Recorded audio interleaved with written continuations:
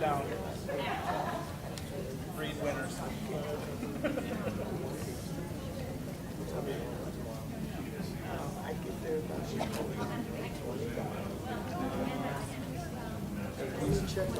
Pursuant to Section 84-1411 of the Nebraska statutes, notice of this meeting was given on August 18th, 2017. The meeting will convene at 6:30 p.m., and visitors may obtain a request to be heard form from staff for any presentation they may have for the meeting. In accordance with policy, the request to be heard forms must be submitted to the secretary within the first 5 minutes of the board meeting in order to be heard at this meeting. Agenda items are subject to reordering at the discretion of the board president, so please attend the entire meeting to ensure you're able to hear any discussion.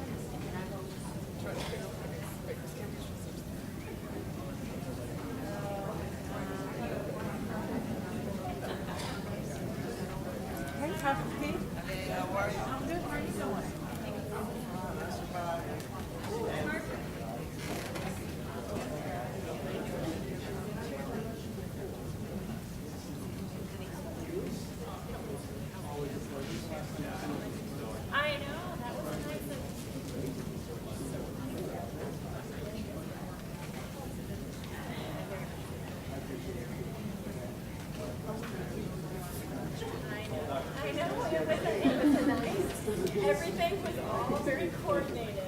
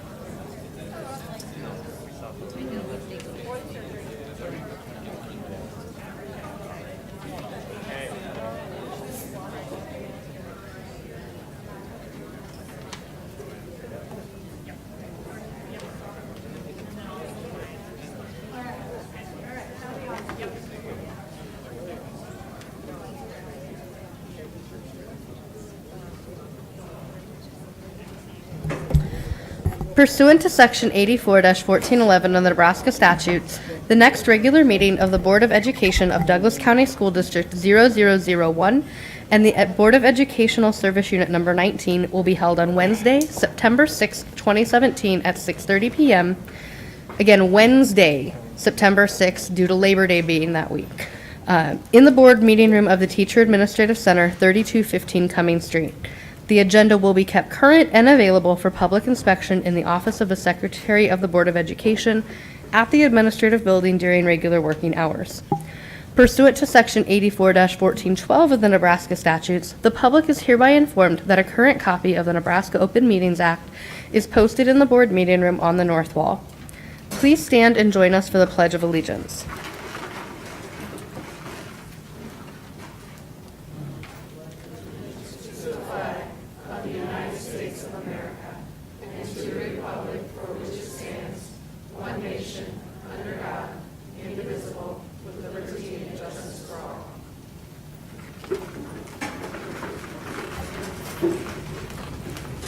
Vice President Snow will now lead us in the OPS vision and mission statement. I will begin with the vision: every student, every day, prepared for success, and the mission: Omaha Public Schools prepares all students to excel in college, career, and life.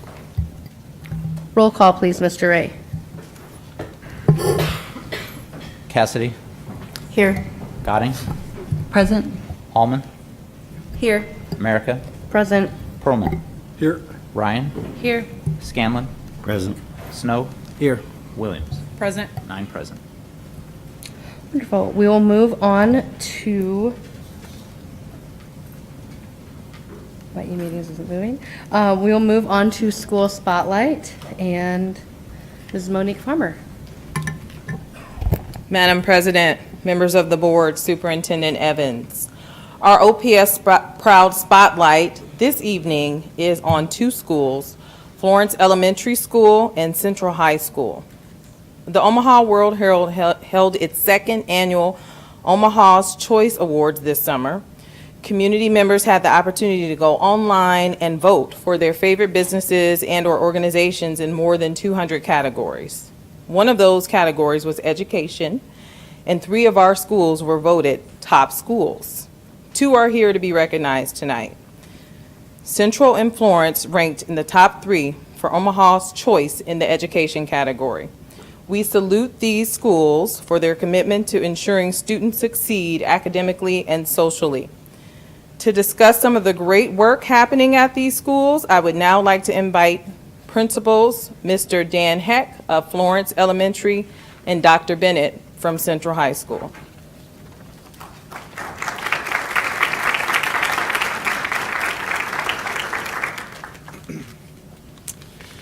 Good evening. First off, I'd like to say thanks for inviting us to come in and speak about the Spotlight. It is a huge honor. As I've talked to several community members and parents from around Omaha, one of the things that they've been really impressed with is that Little Florence Elementary on 36th and State is one of the schools out of all the schools in the Omaha metro area. So it's a huge honor to be kind of presented with this. I think one of the biggest things that kind of sets Florence aside from others is the incredible staff that I have, or that we have at Florence. That with the dedication that they give every single day, they put their heart and soul into that school. And it's an honor just to work with them, alongside with them. So I give my hat every day off to the staff that are there. They're dedicated, hardworking. But it's not just them that gives that dedication. It's also the families and students. I go around and I tell everybody that we're the best in OPS. Not saying that we're better than anybody else in OPS. I don't want to go on the record because I'll get beat up when I leave here, because there is a lot of great schools. The reason why I say we're the best in OPS is because I always push our students, and I know that the staff does as well, to be the best that they can be. I played a lot of athletics growing up. One of the biggest things was, if you're giving your best every single day, there's no other way that you can't be good at what you're doing. So, that's why I always say we're the best in OPS, because we're always giving our best. So that's kind of the the reason why I feel that Florence is kind of one of those schools that people have kind of grown to kind of indicate as one of the better schools in the Omaha area. So that's the Florence.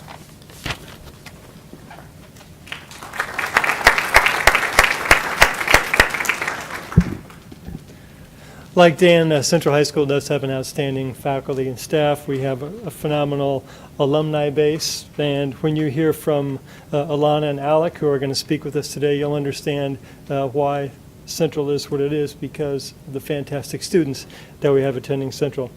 Central's tradition of excellence is entering our 159th year, with excitement for the future, including construction on the new addition, which will, along with the repurposed spaces within the building, create exciting opportunities for all students during our next 159 years. We thank everyone who voted for Central as part of the Omaha Choice Awards, and we thank you, the OPS Board of Education, for taking the time to recognize Central High this evening and for your continued support of the finest downtown high school in the country.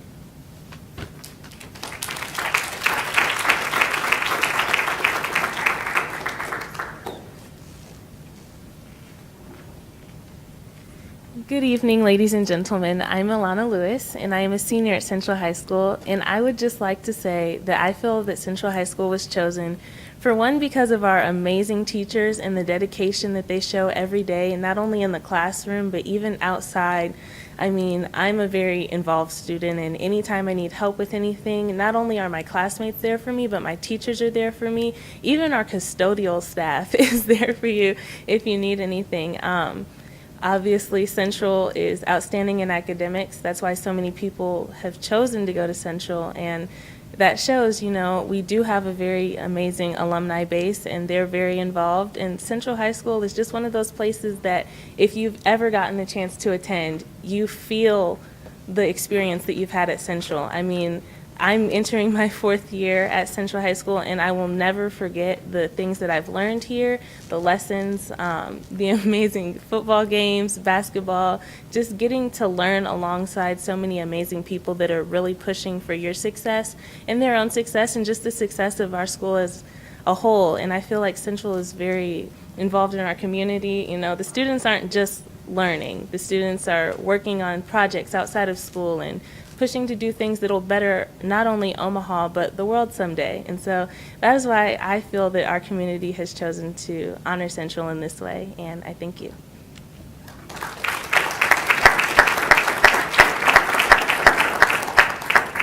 Good evening, members of the board. My name is Alec Rome, and I am a senior at Omaha Central High School. When Dr. Bennett asked me to speak at this and ponder why I think Central is one of the better high schools in the state and in the nation, first, I wondered how much time do I have and where do I start?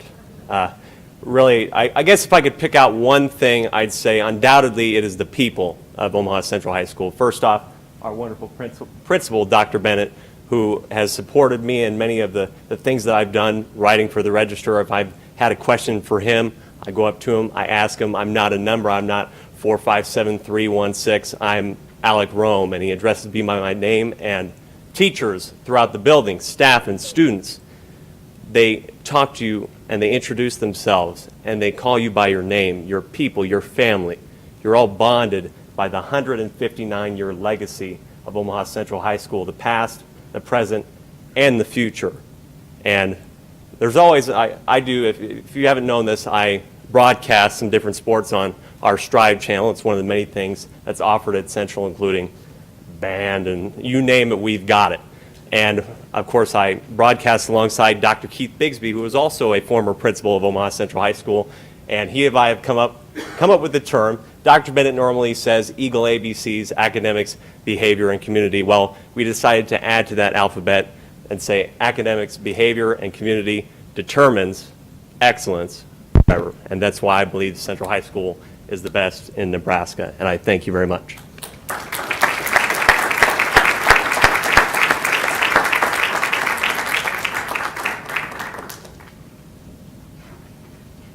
Right.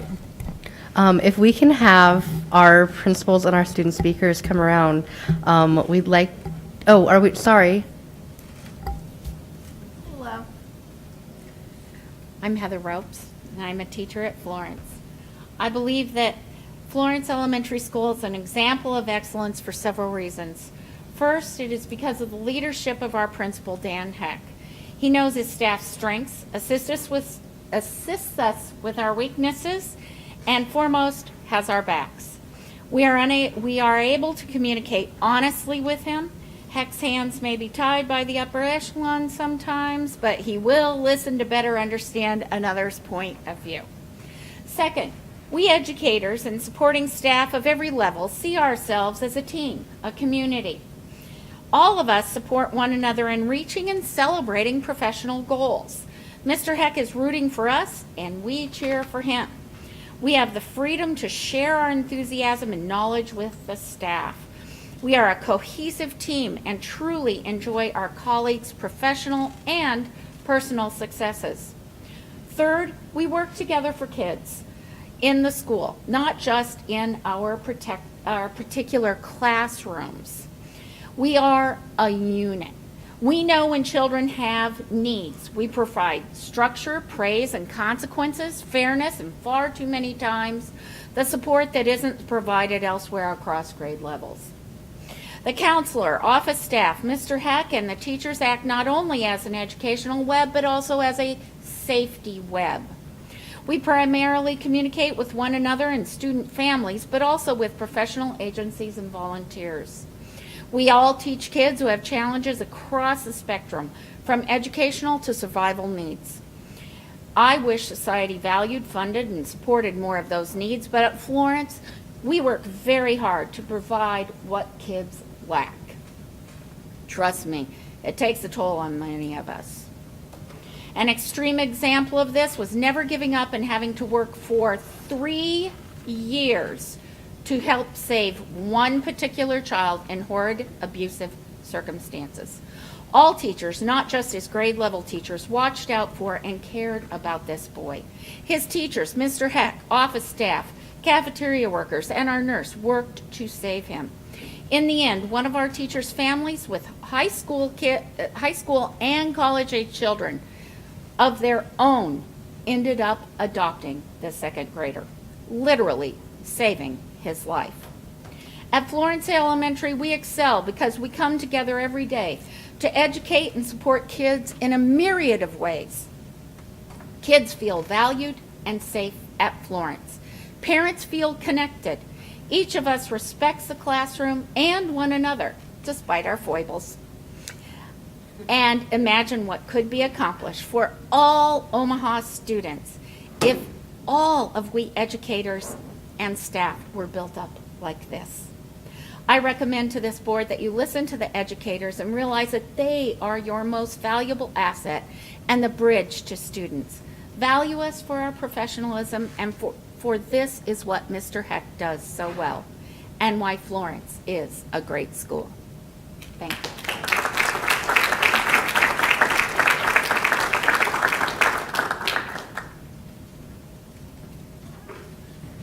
Do we have any board members that have questions or comments? Mrs. Gotting.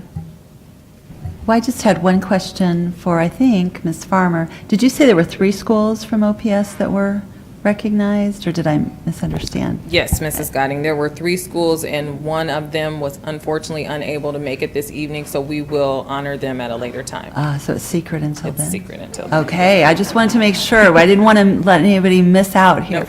So, and just to add to that, I just want to thank everyone who came to present. Your passion and your love for your schools is evident, so thank you so much. Ms. Williams. So I'm going to try to turn and face you all. First of all, it's such an honor to have these 2 schools recognized. Very near and dear to my heart.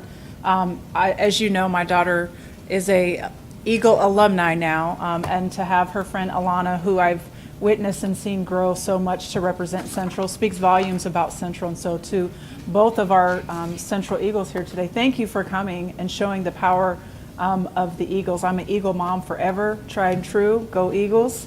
Don't tell Mr. Haynes that. However, I want to thank you all for doing the amazing things that you're doing with the students, with your staff, Dr. Bennett, and the community.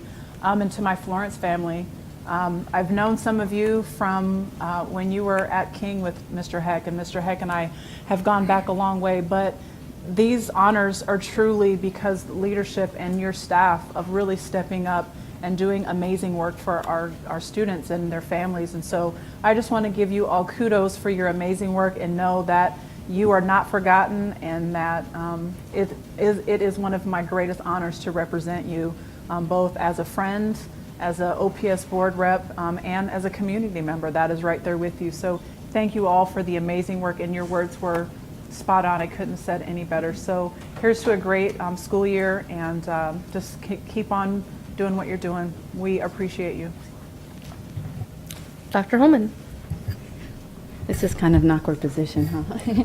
I just want to say congratulations to both Central and Florence Elementary School. What an awesome and tremendous honor for the two of you. And also, Dr. Bennett, you must have chosen the most articulate students that you have in your building, because gosh, they truly represent Central High very, very well, and you can definitely see their passion and their love and even their knowledge for the school. So thank you all, and congratulations to you both. Mr. Scanlon. Mr. Scanlon. Congratulations to both of you.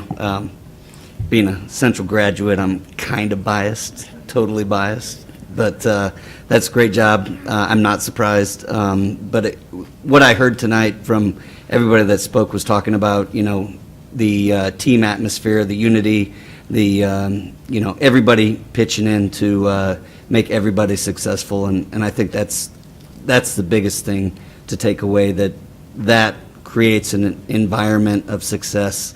And I thank you all for putting in hard work, especially when, circumstances are very difficult with some students that come from incredible backgrounds that they have to overcome a great deal.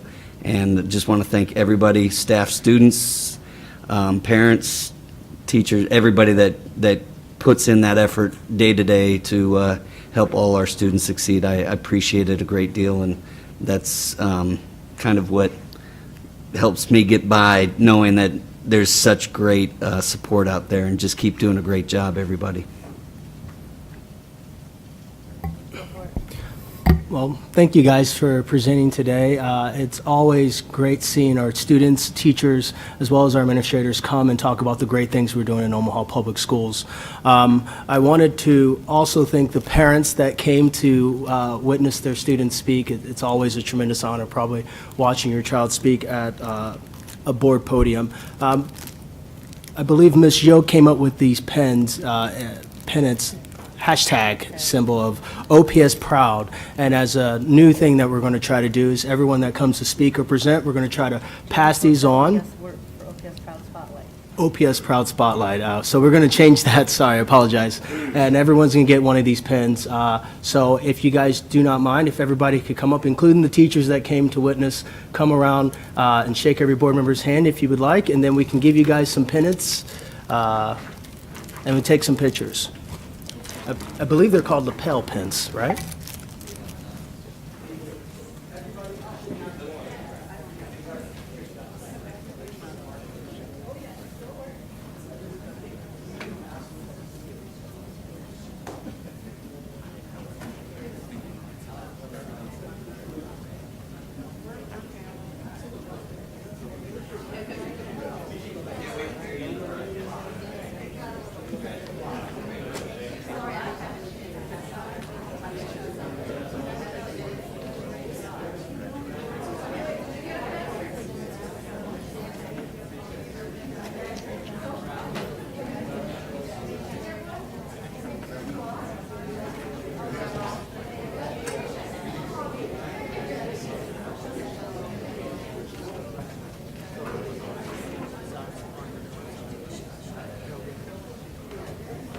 All right, so we'll probably have to form two lines.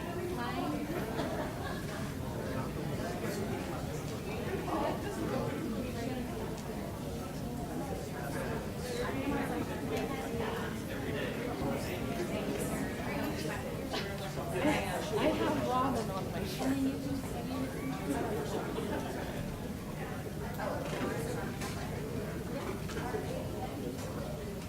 All right.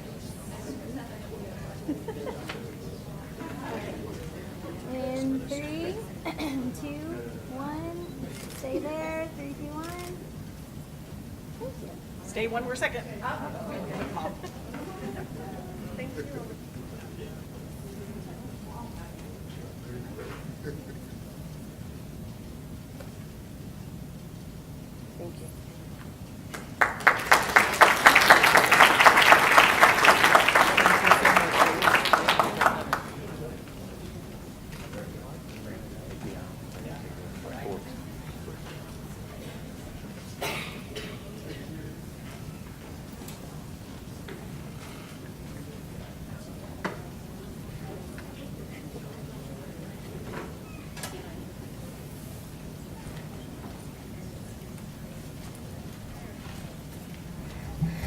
All right, we will now move on to item G, which is Board and Superintendent Communication.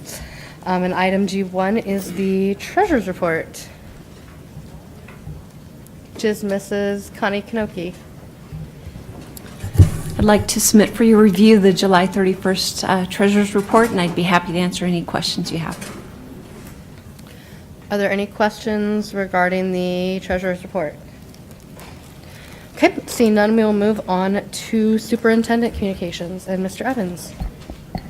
Thank you, Madam President. I'm going to start out just by thanking all of our staff, students, parents, community. I've been in more than 15 schools in the last our first three school days, and I will tell you, it just has been incredible.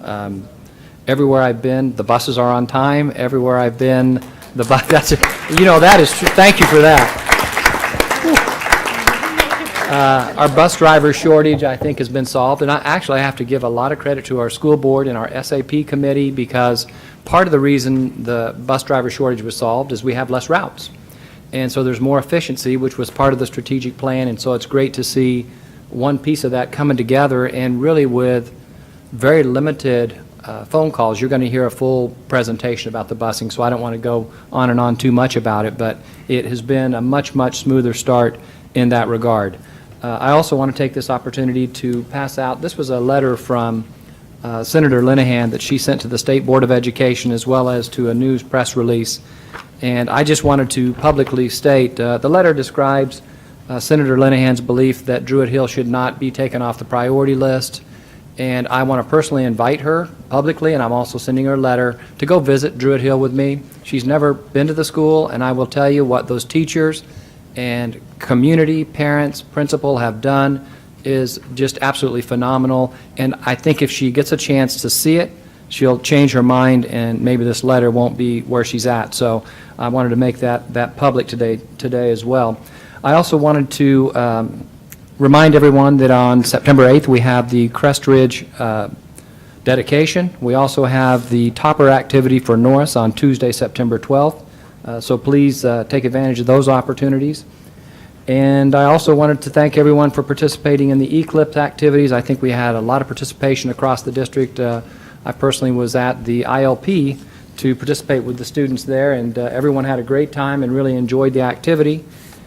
And the last thing I want to hand out is a copy of a diagram of a new early childhood center / community center that will be built just directly to the north of Kennedy Elementary. If you're familiar with the site, it's where the old, I believe it was Midwest Box Company used to be, but these are the drawings, and this is a philanthropic private endeavor, but I wanted you to have a glimpse of what they're planning to do. It is somewhat similar to what we have at the EduCare sites at Kellam, Gateway, Skinner, and Indian Hills. So if you're familiar with those 4 sites, very similar to that, a little bit larger though actually. So pretty exciting news. I know the Kennedy staff and Kennedy families are quite excited about it. And finally, I wanted to end my conversation on a not so good note. I spent the last 40 minutes in the hospital, and we had a student that was involved right by his house, a car accident, and we lost him today. And I can't give the student's name or anything until all the family's been notified, but we'll be reaching out to the family more and to the schools that are involved. His older brother, who goes to one of our middle schools, was also there when it happened. So anyway, if you could join me in a moment of silence, I would sure appreciate it.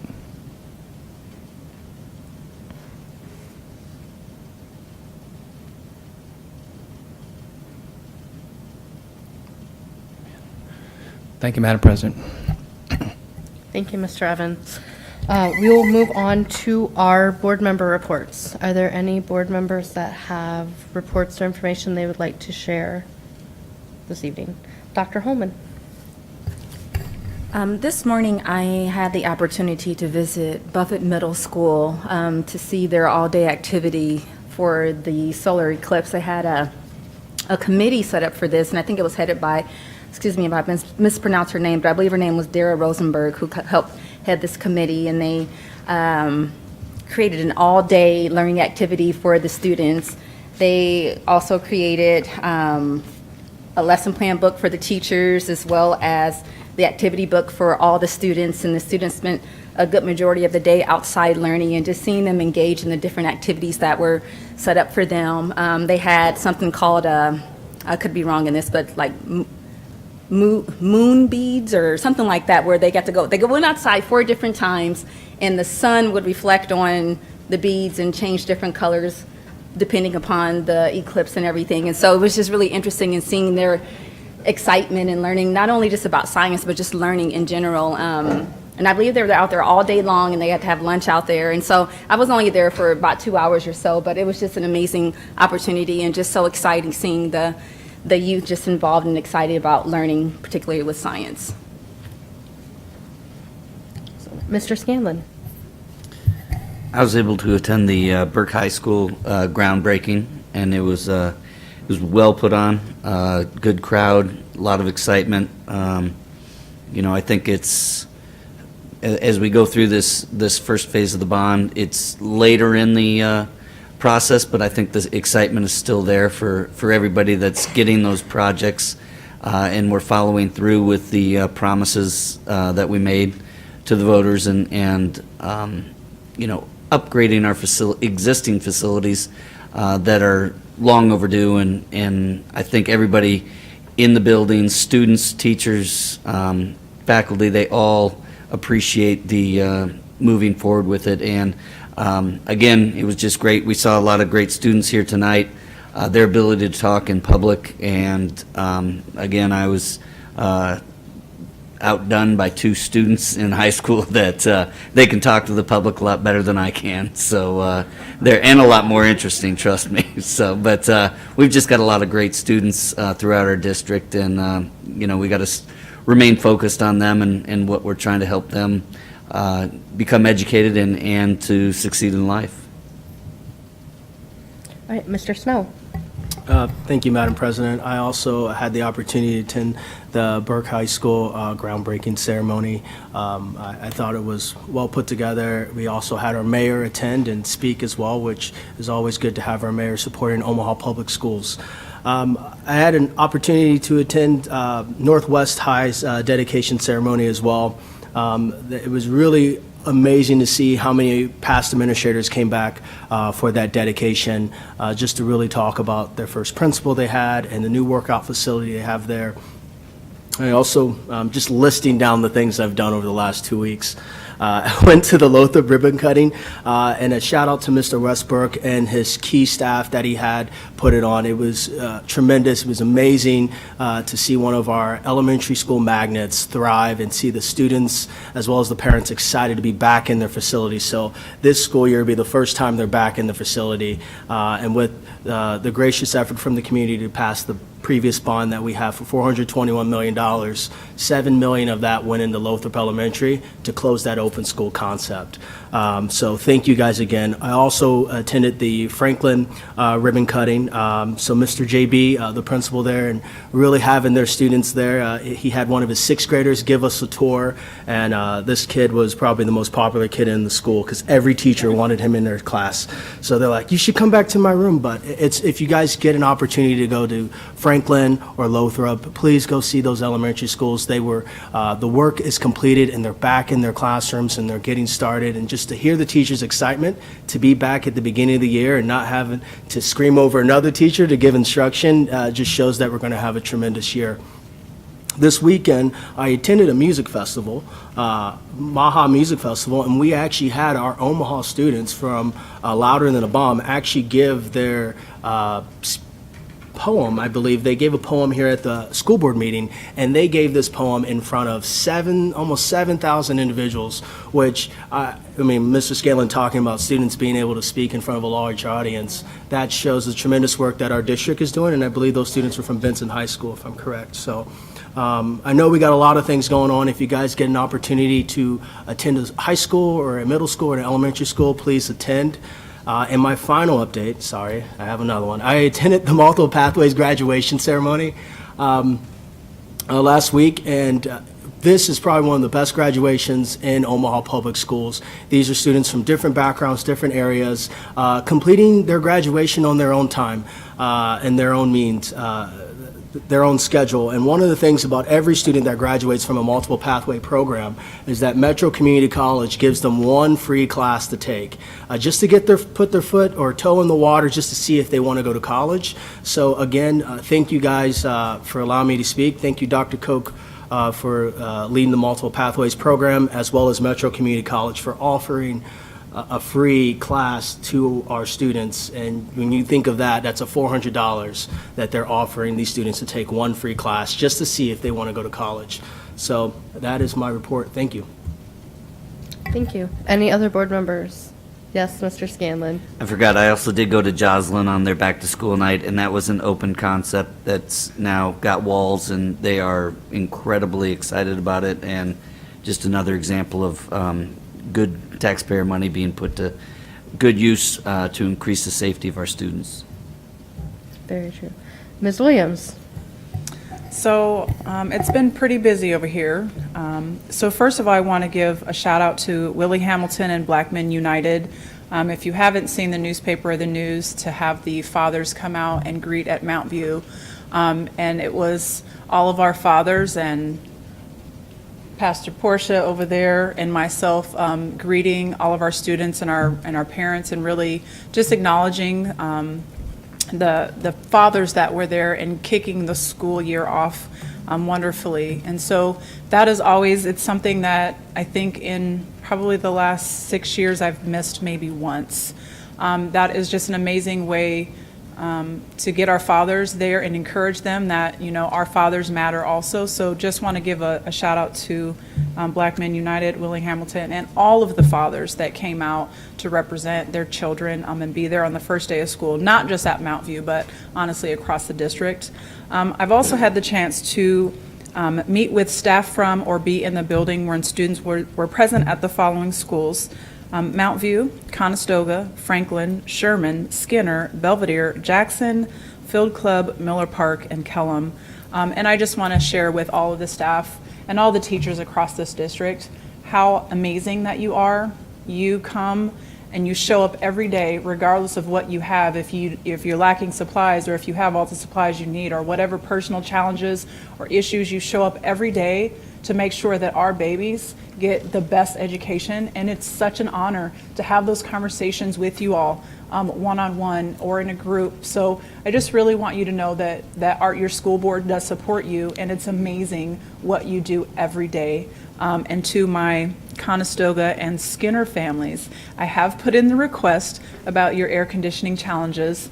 Conestoga was rather hot today, and so I did promise both those schools that I would talk to somebody, and so I did that. So thank you for just the work that you do, and we're really looking forward to amazing school year with you, and to our administrators and families, the same thing. We couldn't do this without you, and I will always give you the kudos that you absolutely deserve, regardless of what challenges our districts may or may not be going through. We could not do this without you, so thank you. Anyone else? I have a really quick update. I was also able to attend the ribbon cutting at Franklin, as well as the ribbon cutting at Indian Hill, which was another one of our bond projects.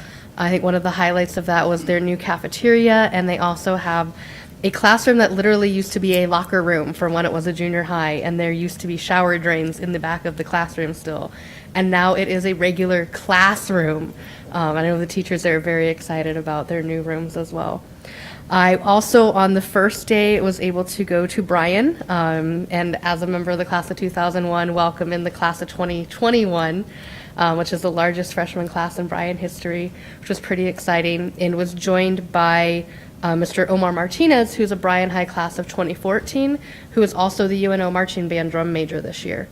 So we talked to them about getting involved in activities and also some of the construction activities that will be happening at Bryan and some of the festivities that we'll be having to celebrate Bryan's 50th graduating class, which will be this spring. So all happy things happening in our district. Seeing no one else, we will move on to item H, which is public comment and recognition. Do you have any additional forms, Mr. Ray? Okay. We have 3 speakers who have submitted requests to speak forms. The board has adopted policy 8346, which provides public comment for a period of 1 hour, and that same policy limits individual speakers to a maximum of 5 minutes. And we ask that you please respect that time limit. Mr. Ray will let you know when you have 1 minute remaining and when you have 30 seconds remaining. We understand that people have strong feelings about the issues they come to speak about, and we ask that you respect the opinions of all who speak and that you refrain from applause or other outbursts during presentations. If the subject of your public comment is related to a particular student or staff member, we ask that you not mention that student or staff member by name and instead provide the information to Mr. Ray so he can assist us in looking into those specifics. If you do have any type of written commentary, please provide that to Mr. Ray as well, and he will distribute it to each board member. And as a reminder, we do ask that you please spell your name and state your address at the beginning before you begin your public comment. It is now 7:09 p.m. I don't think we have a time issue tonight. And our first speaker is Gina Miller.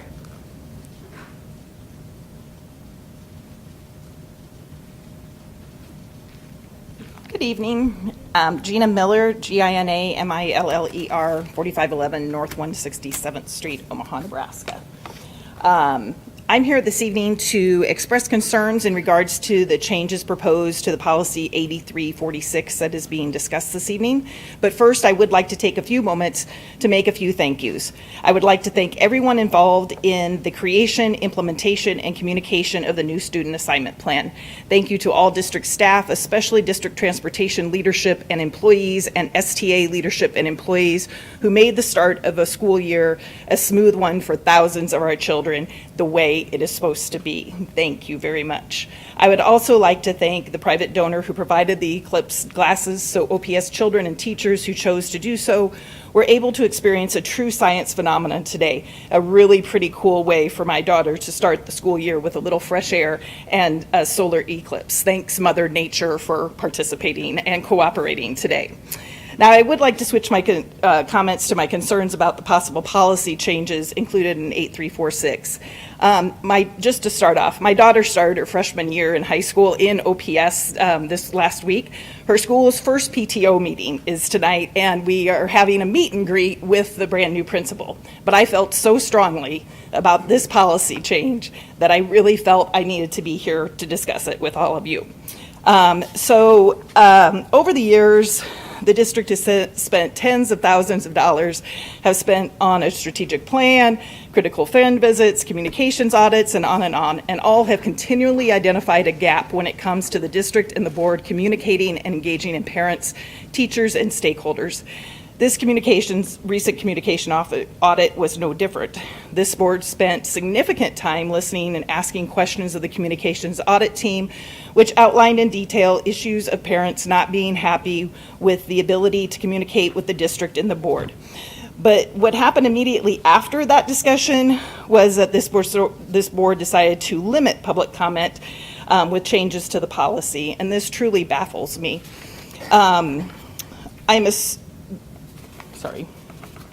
The public perception is that this move to limit public comment was to limit critical comments to the board. And I would like you to consider that by limiting public comment period, you're also limiting positive feedback. Over the last few months, I would say there has been much more positive comments than negative or critical comments. I know that Mr. Scanlon and Mrs. Goding has been asking parents to share with the board during public comment positive experiences that have been happening in the district, and I believe that is starting to happen. And it would sadden me to see that those would be restricted. I can tell you to take the time to construct thoughtful public comment, drive from West Omaha, be here 10 minutes early, get your paperwork in, and then to work and try and get your thoughts into 3 minutes is probably not worth it to a lot of people. 3 minutes for new speakers is quite intimidating. For English as a second language learners, 3 minutes can be very challenging, and it will more than likely deter people from speaking. 5 minutes gives leeway to take a breath, to add a few thoughts. If limited to 3 minutes tonight, I definitely would have chosen to move forward without the much deserved thank yous that the district deserved, and that would make me sad. I am sure that I will hear that other area school districts use 3 minutes. I will challenge you that other area districts are not as complex as ours and not being constantly told that their parents are not being heard, and actually quite the opposite. I did a little research of my own, and the Omaha City Council does not have any specific time limit on public comment. Douglas County Board gives 5 minutes. The State Board of Education gives 5 minutes, and you can actually petition the board for 10 minutes. In the unicameral committee hearings, although they do differ, that I have testified in front of, majority of them give 5 minutes. If there is a large crowd, they ask 1 to keep minute. comments to 3 minutes, and very few committees ever shut down public comment. If these entities who are similar in size and controversial items in front of them can continue with a 5-minute public comment period, I would hope that OPS would consider doing the same. Thank you all very much. Thank you, and we appreciate you skipping that first PTO meeting to come share your thoughts with us tonight. Our second speaker is Catherine Huddleston Cassis.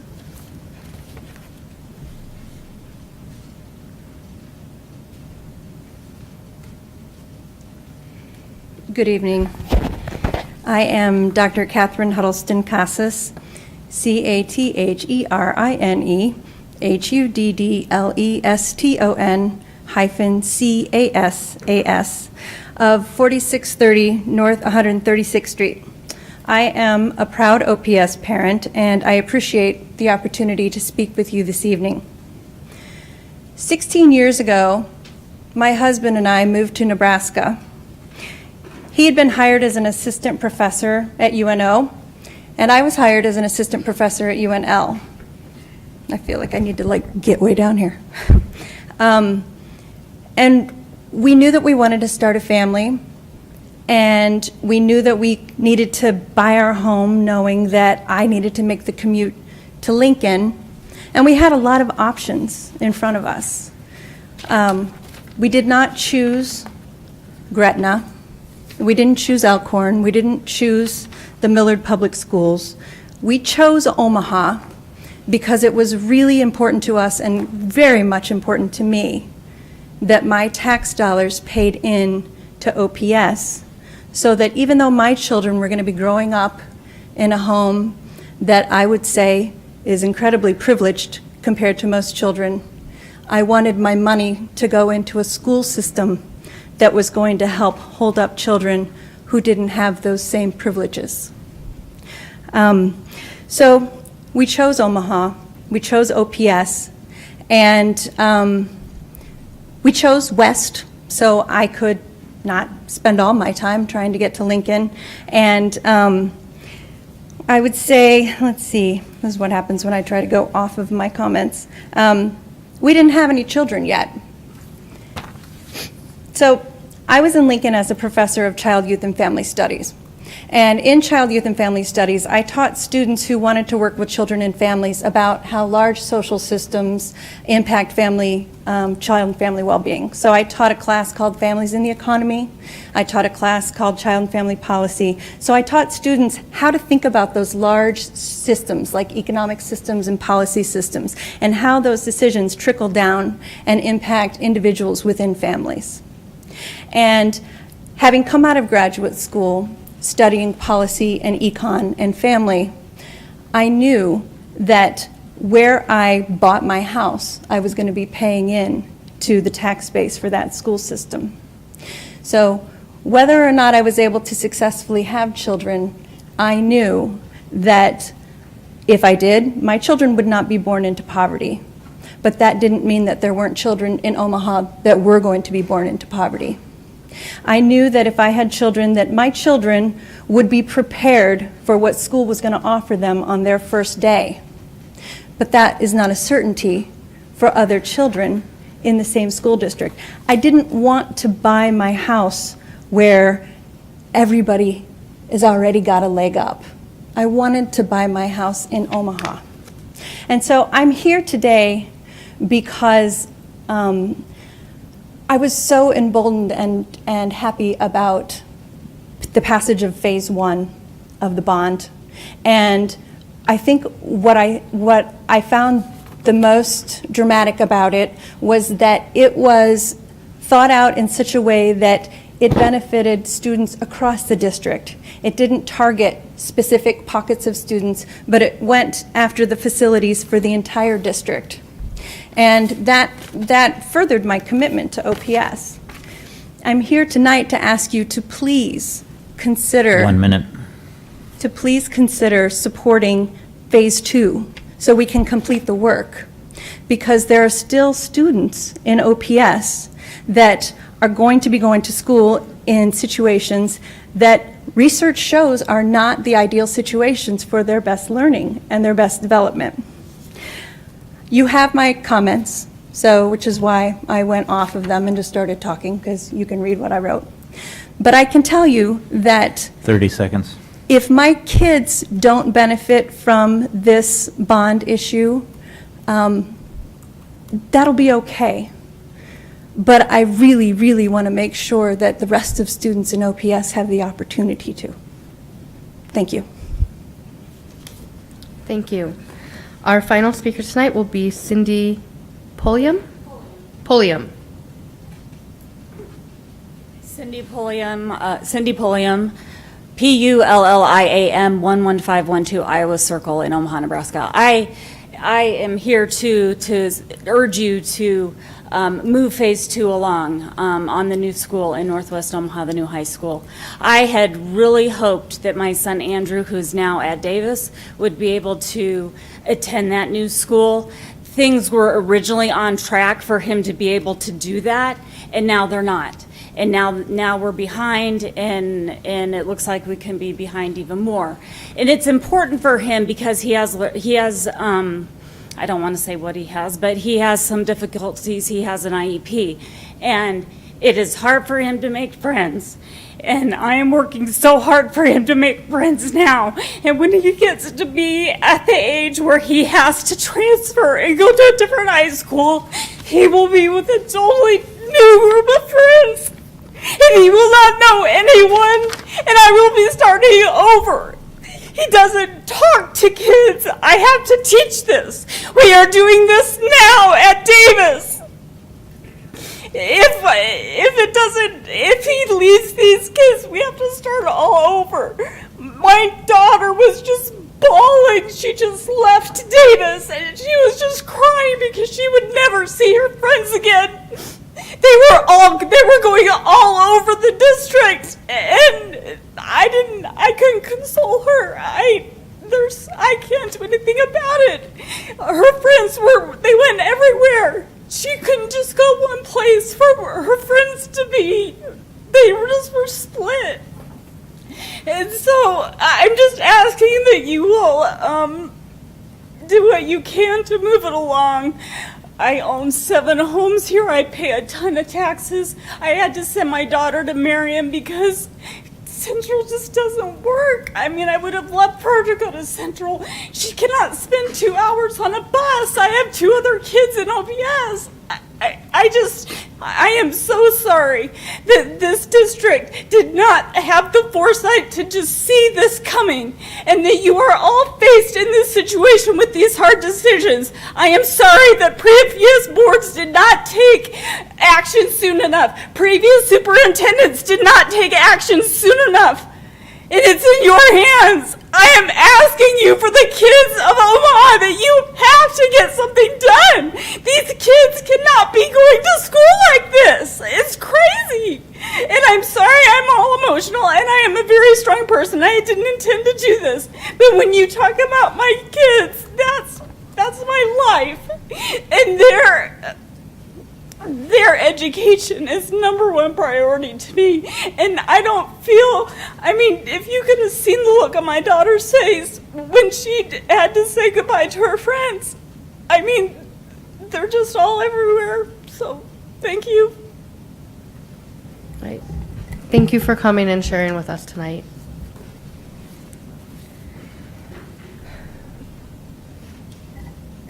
We will move on to item I, which is our consent agenda. And I would entertain a motion to approve the consent agenda So that moved. is before us. Okay, we have a Second. motion. We have a motion by Mr. Snow and a second by Ms. Williams. Are there any abstentions? There might be something to look over. Okay, hearing none, roll call, please. Just give me 1 second here.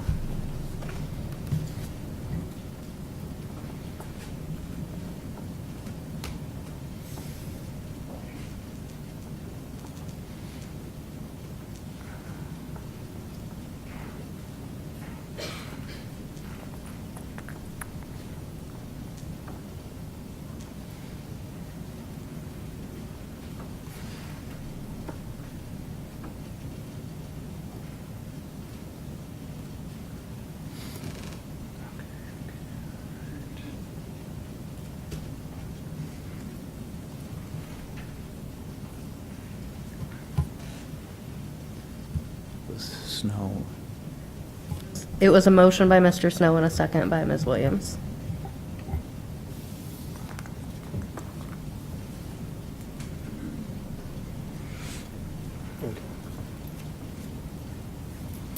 All right, now we're ready. Holman. Aye. America. Aye. Perlman. Aye. Ryan. Aye. Scanlon. Aye. Snow. Aye. Williams. Cassidy. Aye. Godding. Aye. 8 aye. Motion carries. We will move on to our information items, and our first item, which is J1A, is the bond program update.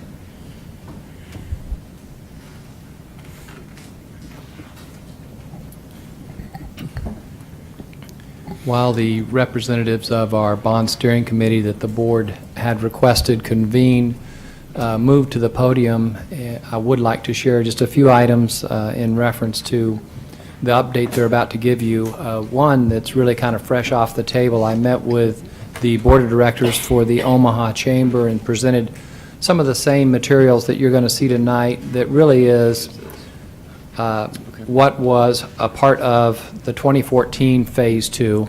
And I presented that and asked for the Chamber's support on Friday morning, and I'm happy to say that the Chamber unanimously supported the effort in Phase 2, and they're supportive of this board and the work that this district has done with the current bond issue. And I would have to share that we are playing catch-up, and I know we had a speaker that kind of shared that. We hadn't even attempted a bond issue for 15 years when we passed the bond in 2014. So we have been playing some catch-up, and I do think that creates the pent-up demands that clearly are still there. One of the pieces that I recently shared with the board is that our enrollment's up again. Initial count shows us what looks to be about 800 more students than we had last year for our membership. So the needs of Phase 2 continue to grow, and you're going to hear some more of that tonight as we walk through the same presentations and some of the same materials that Mr. Summer and I presented to the steering committee, and then we're going to hear from two of the representatives of our steering committee. And I do want to thank all the members. If you wouldn't mind showing your hands if you're a part of the steering committee. I know we've got several around over here and in the back of the room over here. Thank you all for participating in those meetings as well. I appreciate that. So with that, Mr. Summer. Thank you, Mr. Evans.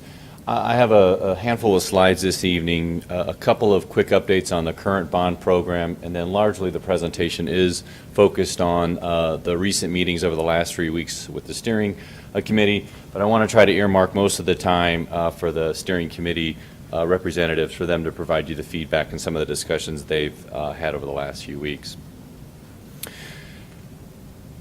Current bond programs on time and on budget. One of the things that we really always like to talk about, of course, is the inclusion program that's been developed. This information was as of mid-July. We've passed the $33 million mark at this point with the small business program, which has been a significant opportunity to engage with the community in a different facet. 83 total projects. 8 of them are currently being designed, 28 are under construction, 14 are in closeout, 32 have been completed, and 1 has yet to start. Total commitments, again, just a quick reminder, those are contract or purchase orders that this board or the district has approved. Totals $301 million, almost 302. That's roughly 71% of the total $421 million referendum. And then expenditures, this number here as of mid-July is $209 million, almost 210, which is 49.8%. That's roughly at about 55% now, and we'll see some significant jumps over the next couple of months. That's largely due to all the work that happens in the summer and then all the bills that come in shortly thereafter. So we've more than passed the halfway point from an expenditure perspective, which again is checks that have gone out the door, payments that have actually been issued. So with all the progress, of course, on the phase 1 of the program or the 2014 program, we recently started engaging in discussions with the steering team on phase 2 or what potentially looks like phase 2. So I have a couple of slides here that might be a little bit of a reminder for some board members and might be some new information for others. But the projects are really identified by a couple of different categories. The first one being capital improvement. Those are projects that are largely focused on infrastructure replacement, mechanical systems, boilers, energy management, electrical, exterior and interior lighting, maybe the electrical distribution gear. It's really a lot of the veins and the bones, if you will, of the buildings. Includes exterior elements, the roof, keep all the weather out, windows, those kinds of things. And then cosmetic work is needed, and a good example of this is in a restroom. If we need to reconfigure it to allow for ADA accessibility or new partitions, new fixtures, we've got to tear out a lot of old work, if you will, and put in new. Cosmetic renovation will come with that type of work. Capital improvement with addition, of course, has all the work that we just kind of talked about, and then in addition, and in phase 2, an example of that would be kind of like a Lewis and Clark, or maybe even a Beverage, where there's been a significant addition added onto the facility, and then you also need to improve these existing systems. And then finally, new construction. Those are ground up new facilities. Just at a high level look, if a bond program similar to the current one was entertained, you're looking at about a 5-year total duration. We really look at 3 kind of distinct areas of work: design, the construction process, which is the longest, and then of course turning over the building back to schools in the occupancy or the closeout perspective. 3 bid cycles. What we're talking about here is similar to this bond program, where we had multiple projects bid at various times. You just simply can't put all of this work into the marketplace at one moment in time. So again, for some of the existing board members, the master schedule, and it's not really done by alphabetical order, and we just start grabbing projects. We look at what type of work, what other work's happening in the marketplace. As I note here, market dependent. Does it make sense to combine some projects because of geographic relationships or types of work and packaging? There's all kinds of factors, and then of course we have to be mindful of the school calendar. There's just hard stop and start dates that we need to adhere to. This here again was the 2014 master schedule, but you can see where we broke into different packages of work. Again, just showing some of the complexity of building master schedules around bond programs. Budgeting. Now when it comes to budgeting, the process that's been utilized on the current budget you're going to see shortly after this is a little bit different than the previous bond program. The previous bond program was largely based on an assessment that wasn't prioritized. So one of the benefits the district has of having the DLR assessment that was recently completed is being able to go in by system, school by school, and look at basically a 1 through 5 prioritization. 1 being something that needs to be fixed immediately. 2 being something that needs to be fixed within a year, and 3 being something that needs to be addressed within the next 2 to 5 years. So typically when we look at kind of capital programs or cycling of capital dollars, we look at that 5-year window of time. So the previous program had a little bit different approach where they identified a facility that had some needs and said, regardless of the age of this boiler or this air handler, we're going to modernize everything in the building. The prioritization makes sure that you're really addressing the most critical needs, and if you have a boiler that has 20 years of useful life left, to spend dollars on modernizing it just because you're replacing the ductwork next to it doesn't necessarily always make good sense. So the DLR assessment was really the base for the scope of work, the priority 1 through 3. What they provided the district was a raw cost for like replacement. We used that information, and then we marked the projects up appropriately. So for most of the projects, or all of them, you'll need design services, engineering done. You'll have materials testing, surveying being done while the work's happening, construction contingency. You start working on an old boiler or tear it out, and you find out there's a bunch of rotted concrete below that. The contingency funds those kinds of things. And then in new projects, you see the acronym FF&E here. That's for furniture, fixtures, and equipment. So in a new facility, there is none of that that's existing. That would need to be new. And that's why there's that range of markup. And then on the program side of it, there's additional things that have been managed at a program level, and that allows the district to allocate dollars associated with these categories to a specific project. So if we run into hazardous material or we need portables at a site, at this point in time it's not defined on what you would really find from a hazardous material perspective or what kind of swing space you would need. There's also program contingency and escalation built in. That's something that was done in the previous bond program, and we've used some of that program contingency to make sure commitments made were or have been achieved. And then the only other piece I want to mention there is on site development. So of course in the 2014 program you procured a lot of sites. At the time that the 2014 budgets and some of the information on phase 2 was put together, those sites were unknown. So we also make sure that the program markups, we try to also support site development as well. So I'm just going to move into the program budgets, and again, not going to drill down into every single project at this point in time. Just want to give the board an idea of if the projects that were proposed as phase 2 with the methodology of using the 1 through 3 prioritization was utilized. You can see there's a $37.2 million budget for the elementary schools for capital improvement and additions. Middle schools, both capital improvement and additions is $28.7 million, and high school and alternative for capital improvement, there is $70.6 million, which gives you that total of $136.6 million. The next slide here really is all focused on new construction. Multiple elementary schools, both at $22.6 million, middle school at $42 million, and high school at $87.7 million. So the total for new construction is $263 million.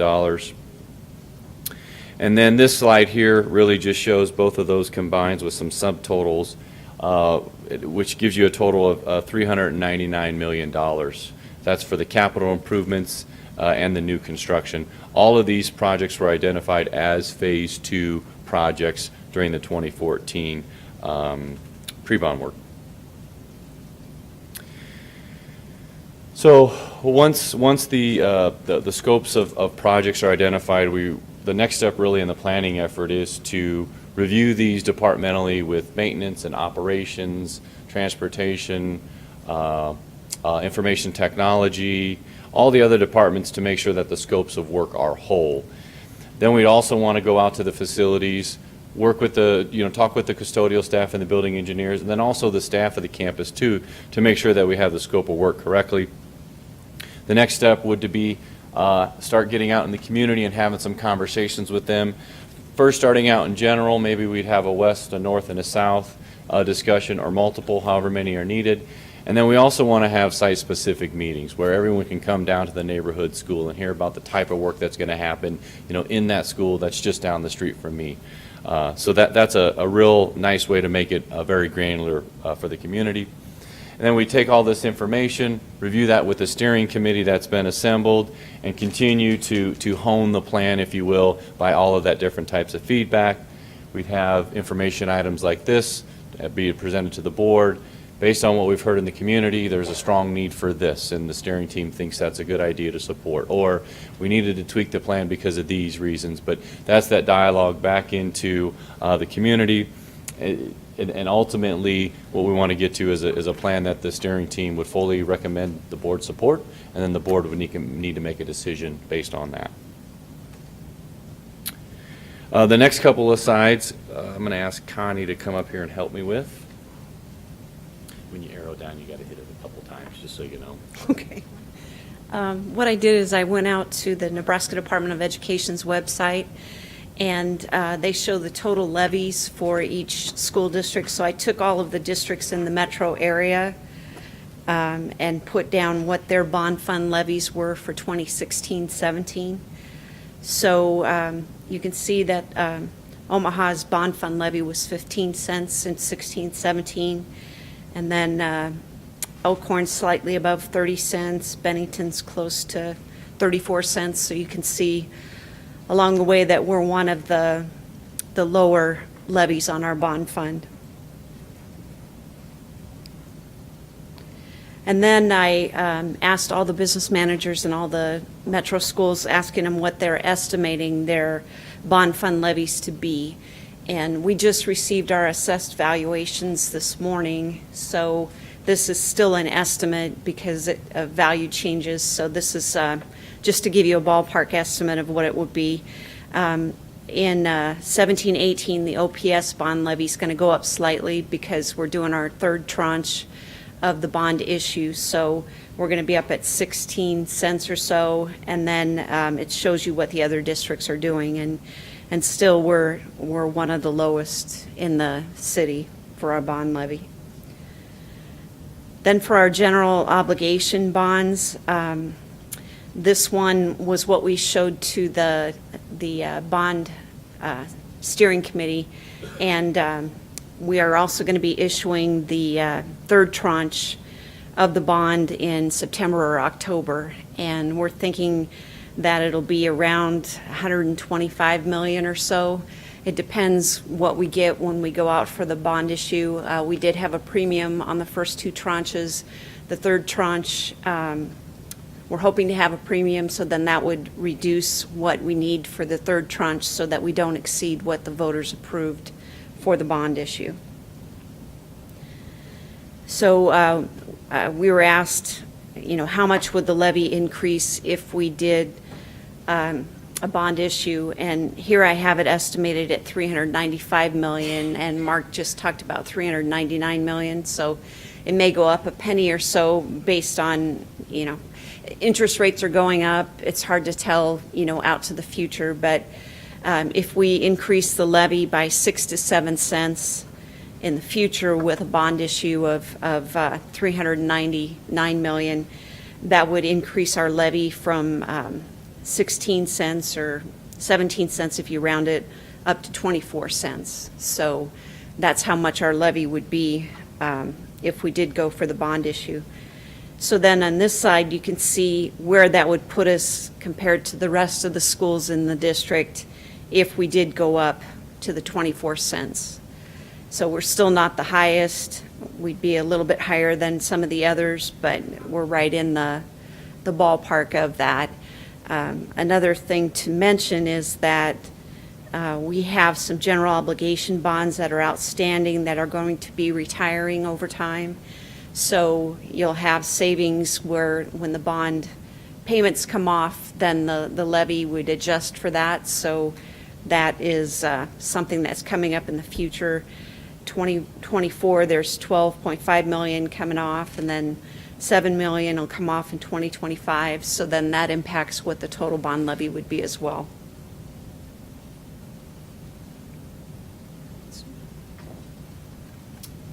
And now I'll ask the steering committee representatives to share some of their thoughts. We've had 3 steering team meetings, the last Thursday, the last 3 Thursdays, the 3rd, the 10th, and the 17th, all very productive, lots of different discussion. One thing for sure the group was very set on is there's absolutely needs to be a phase 2. That was a unanimous, just hands down, kind of a non-discussion. At one point in time, there was a discussion about a possible November of 18. That's something that the committee felt like, no, that's too far out. Let's rule that off and really focus on this fall of 17, spring of 18, those 2 kind of timelines. So that's really where the committee's at, and I'll let them share. As we're coming up to, Michael Labens was going to be here, but he's out of town. He would have joined We're the pinch hitter. I mean, Lisa and Chris. we were the backup dancers today, and then we were told that we were the main show. So we were just kind of deciding who was going to deliver this. I think from our committee, what we really decided at the end of last week was we wanted to provide as unanimous of a front as we possibly could. So the one thing I do want to emphasize is we took 2 votes. One is, do we need the second phase? And the second is, what's the timing? 100% all said we need phase 2. There was no discussion. That was, Chris, is that, I want to make sure we represent everybody's opinion. So that was unanimous.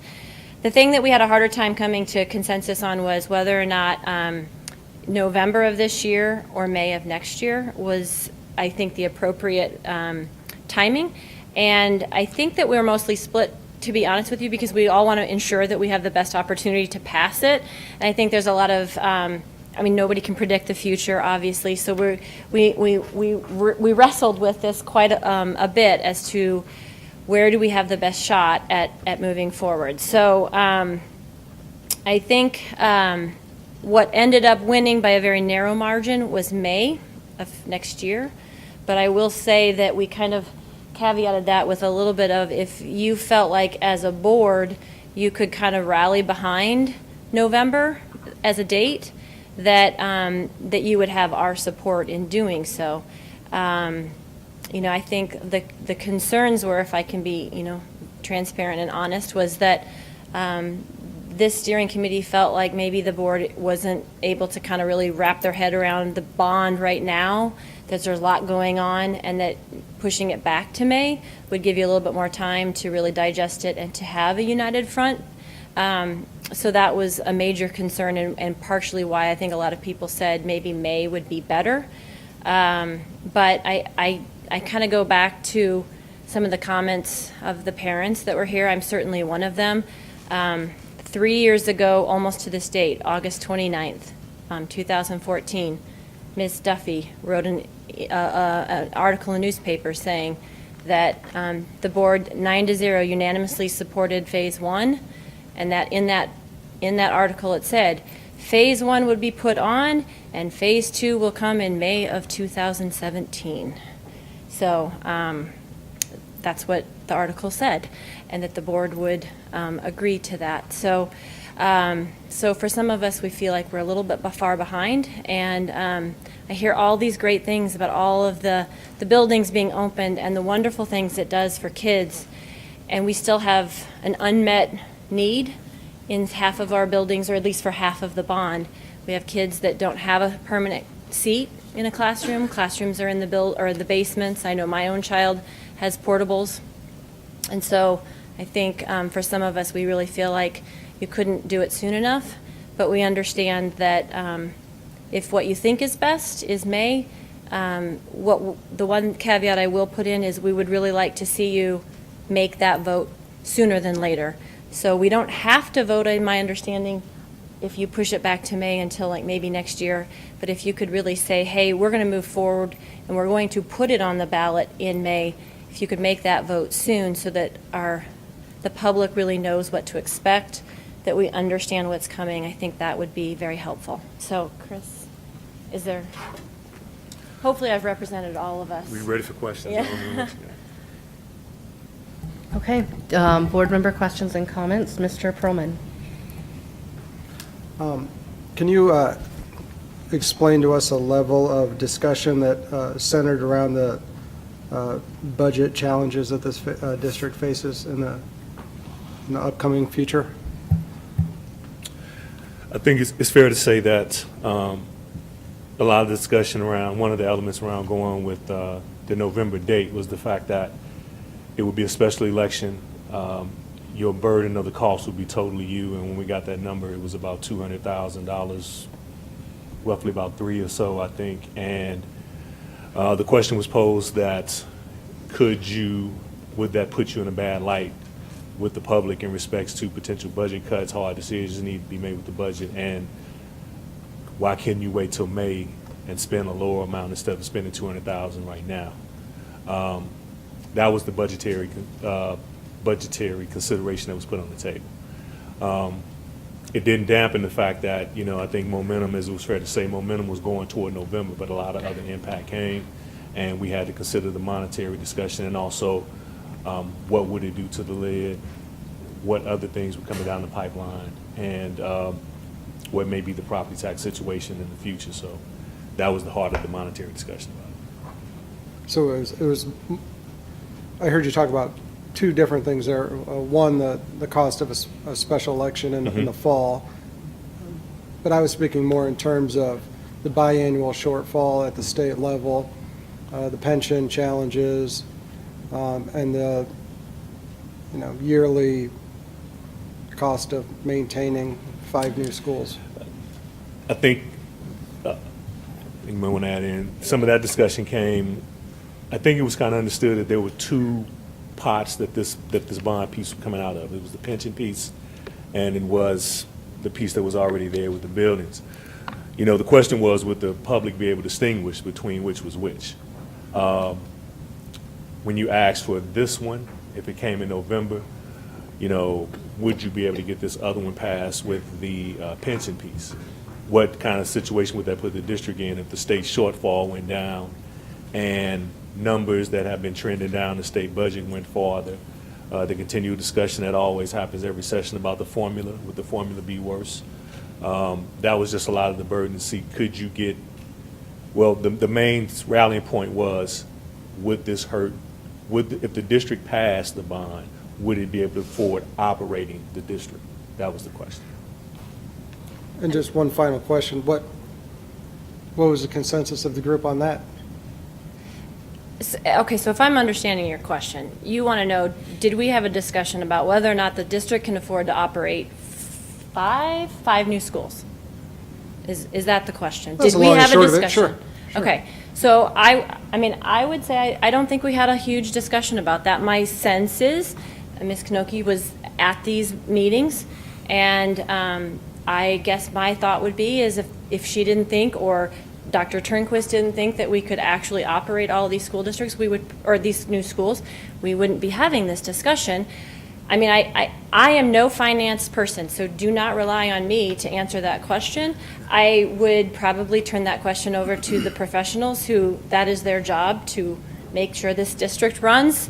And I think with the new buildings and the new facilities that we've purchased as part of Phase 1, are we having any issues? I mean, I guess I would assume that we are doing just fine, but we did not necessarily have that, unless I'm wrong. I don't think we spent a lot of time on that discussion. Yeah, that was the second meeting. At the end of the day, the third meeting, everybody was at peace with the finance. The main issue came down to timing and not wanting to, I guess the best example is, I guess that I use in the room, you take a congressional example, you can do health care or you can do tax reform. You can't do both in the same time frame. You got a superintendent search, you got a bond issue. The superintendent search seemed to be taking priority. You couldn't have those two big tasks coming down the pipeline at the same time. And I think in hard discussion with the group, people were saying it was fair. A lot of us thought that it was an understood deal, that it was a two-part package. It wouldn't be a lot of education. But after certain points, people thought it probably need to go again. So the fair question was, you couldn't soak up a superintendent search and this bond issue in the same pathway, and the superintendent search would take priority, and the bond issue would have to wait till May. But the sentiment was, if you want to pass it, we would accept it. If not, we go from there. Thanks. And I just wanted to check, did you have any comments on that, Mrs. Kanoki, about the operations side? Well, we've talked about this at a previous meeting, but the teaching staff that would go to the buildings would follow the kids, as they move to the buildings. And then also, if we got additional students coming in or returning to OPS, there would be additional state aid.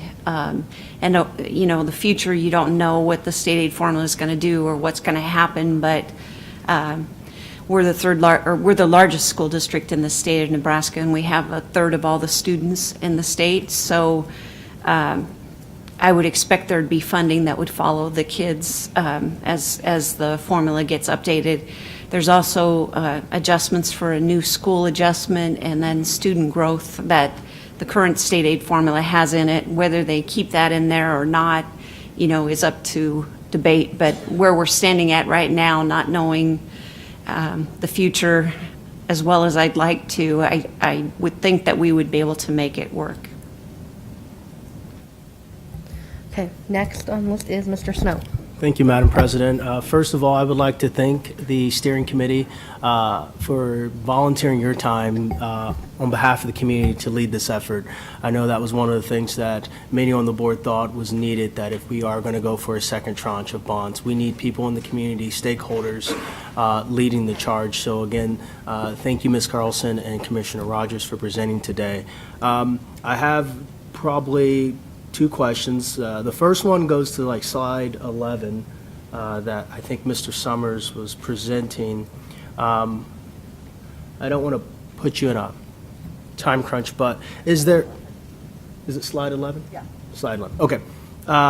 Program planning, do you have some dates that you guys are looking at, or what timeline on when you guys are having community input? How does that look? You guys, or is this just the... Go ahead, Mr. Evans. Sorry. I think we were waiting for direction from the school board tonight. I think that was part of our presentation with the steering committee's recommendations and all the information tonight is, do you want us to start that? Because if you do, then we clearly will. And I recognize this is an information item. There's no votes being taken tonight, but we certainly can come back very quickly with some action items related to this if that's what the board wants. And whether or not you want action items that are related to the beginning of the conversation with school board members on the specificity of the program, or whichever direction you want us to come back with, we're willing to do that. Thank you, Mr. Evans. That answers probably my second question, and that second question was, when did you guys need an answer from the board for a bond for spring of 2018 to start your work? I don't have the exact date, but it's 50 days before the election would occur. But time-wise, if we went out for a I think bond... it's fair to say if you all felt you could make the decision, the sooner the better. The sooner the better. Thank you so much, Mr. Rogers. I think this helps me a lot as a board member. I understand with the previous bond, it took a lot of massaging of board members, the community, from talking to Mr. Evans and hearing him speak today, the chamber and the philanthropic community seems like they are already on board. So I think it is up to us to have that discussion on a fall or spring. And if we, as a board, do decide to go for a spring bond in 2018, to do that right away so you guys can get to work on getting the community meetings, raising the funds, and leading that charge. So I was going to say something, but I guess I'll just hear everybody else speak first, and then I'll speak later. Thank you. Ms. Williams. Well, first of all, thank all three of you for presenting tonight. As one of the 5 previous board members that are still here, I understand that our four new members have quite a bit of a learning curve to catch up about the depth of this bond work that we have completed together as a community. But I want to remind everyone that we did make a promise to this community when we passed that first bond. And this is a part of the future and the success of OPS and our students, not just the buildings themselves, but academically. To see that we have 800 students come back to our district when we're struggling for space That says a lot about what we're doing academically with our instruction and the new strategies. That was a part of the strategic plan, which is huge for our district. I'm going to put it out there now. I've had a lot of communication from community. I'm shaking. It's a little cold in here, so have to pardon me. I need a blanket. But just to get some information of our thoughts as individual board members, and I will say that I absolutely support this bond because we made that promise to this community. And I think initially that you're right. It's whether we do it in November or we do it in May. But Chris, you brought up the point that we have our next big task is to hire the leader of our district.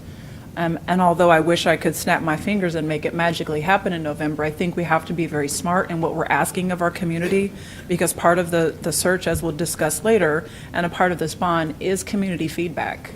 And so I'm absolutely for it.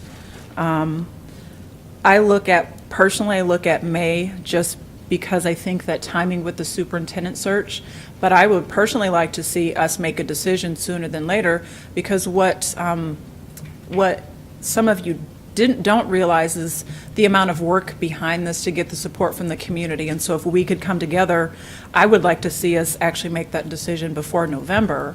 I would also like to see a unanimous vote, because what community member is going to support something that we as a board cannot unanimously agree on. So just know that those of us who had been a part of that, and we were in the trenches with you in those countless hours of understanding why we were doing this, because it hadn't been done in so long. Walking into those buildings, we're seeing these great opportunities of these buildings having these renovations, and students are safer, our staff is safer than they have been in decades. And so that's a testament to the community collaboration that has happened with this bond. And we need to see this move forward. Although my children have all graduated and move on, I'm still OPS proud. I have a granddaughter and a grandson now that are coming up, and I want them to go to OPS. I want them to be a part of this legacy, and so I really wanted to make sure that we're on the same page of understanding that this is the legacy of our district, and we will all be remembered not from the individual votes, but what we're doing collectively as a board and how we're impacting our community. And this is one of the most important decisions that we will make after hiring our superintendent. And so I just want to thank you and those committee members who were not able to be here today, but for your effort, your thoughtless commitment. This is a testament to saying that our community supports us, but we also want to do the right thing. So I am one board member that is on board, but if I had to choose, I'll just put it out there now so that you all know where I stand, is I am looking more towards May. I would like to, I think, have our board vote earlier so that we can garner that support from our individual taxpayers that are in our district. We cannot continue the work that we're doing with the strategic plan if we don't have the space and we don't have the room. The facilities are critical to this work. So again, thank you for your time, and I appreciate it. All right, Mrs. Gotting. So you've all heard me speak before about the importance of this, and I've talked plenty of times about the importance of providing a seat for every student, and how today we don't provide a seat for about 2,000 kids. And so basically, we say to those 2,000 kids, you should go find another home. Because OPS doesn't have a chair for you. We also don't provide adequate facilities for our kids in South Omaha. And if anything would make me cry, that's what makes me want to cry, because we've got kids in classrooms in basements. We have kids who start lunch first thing in the morning so that they can be done so that everybody can get fed. Think about that child who goes to that very first lunch, and by 4 o'clock in the afternoon, how is that child doing? Probably not great as far as being able to maintain just their focus on the classroom.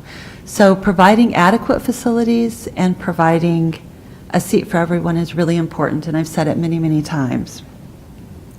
This board and all boards are responsible for not only leading, but also anticipating future needs. And so I would agree with everyone that yes, we came in here the 5 of us who were here before, recognizing that those decisions had not been made and that it was really important. And we spent a tremendous amount of time doing a tremendous amount of work. And as was spoken by Mr. Summers, on tonight's agenda, we virtually completed the last of our land purchases. They're done.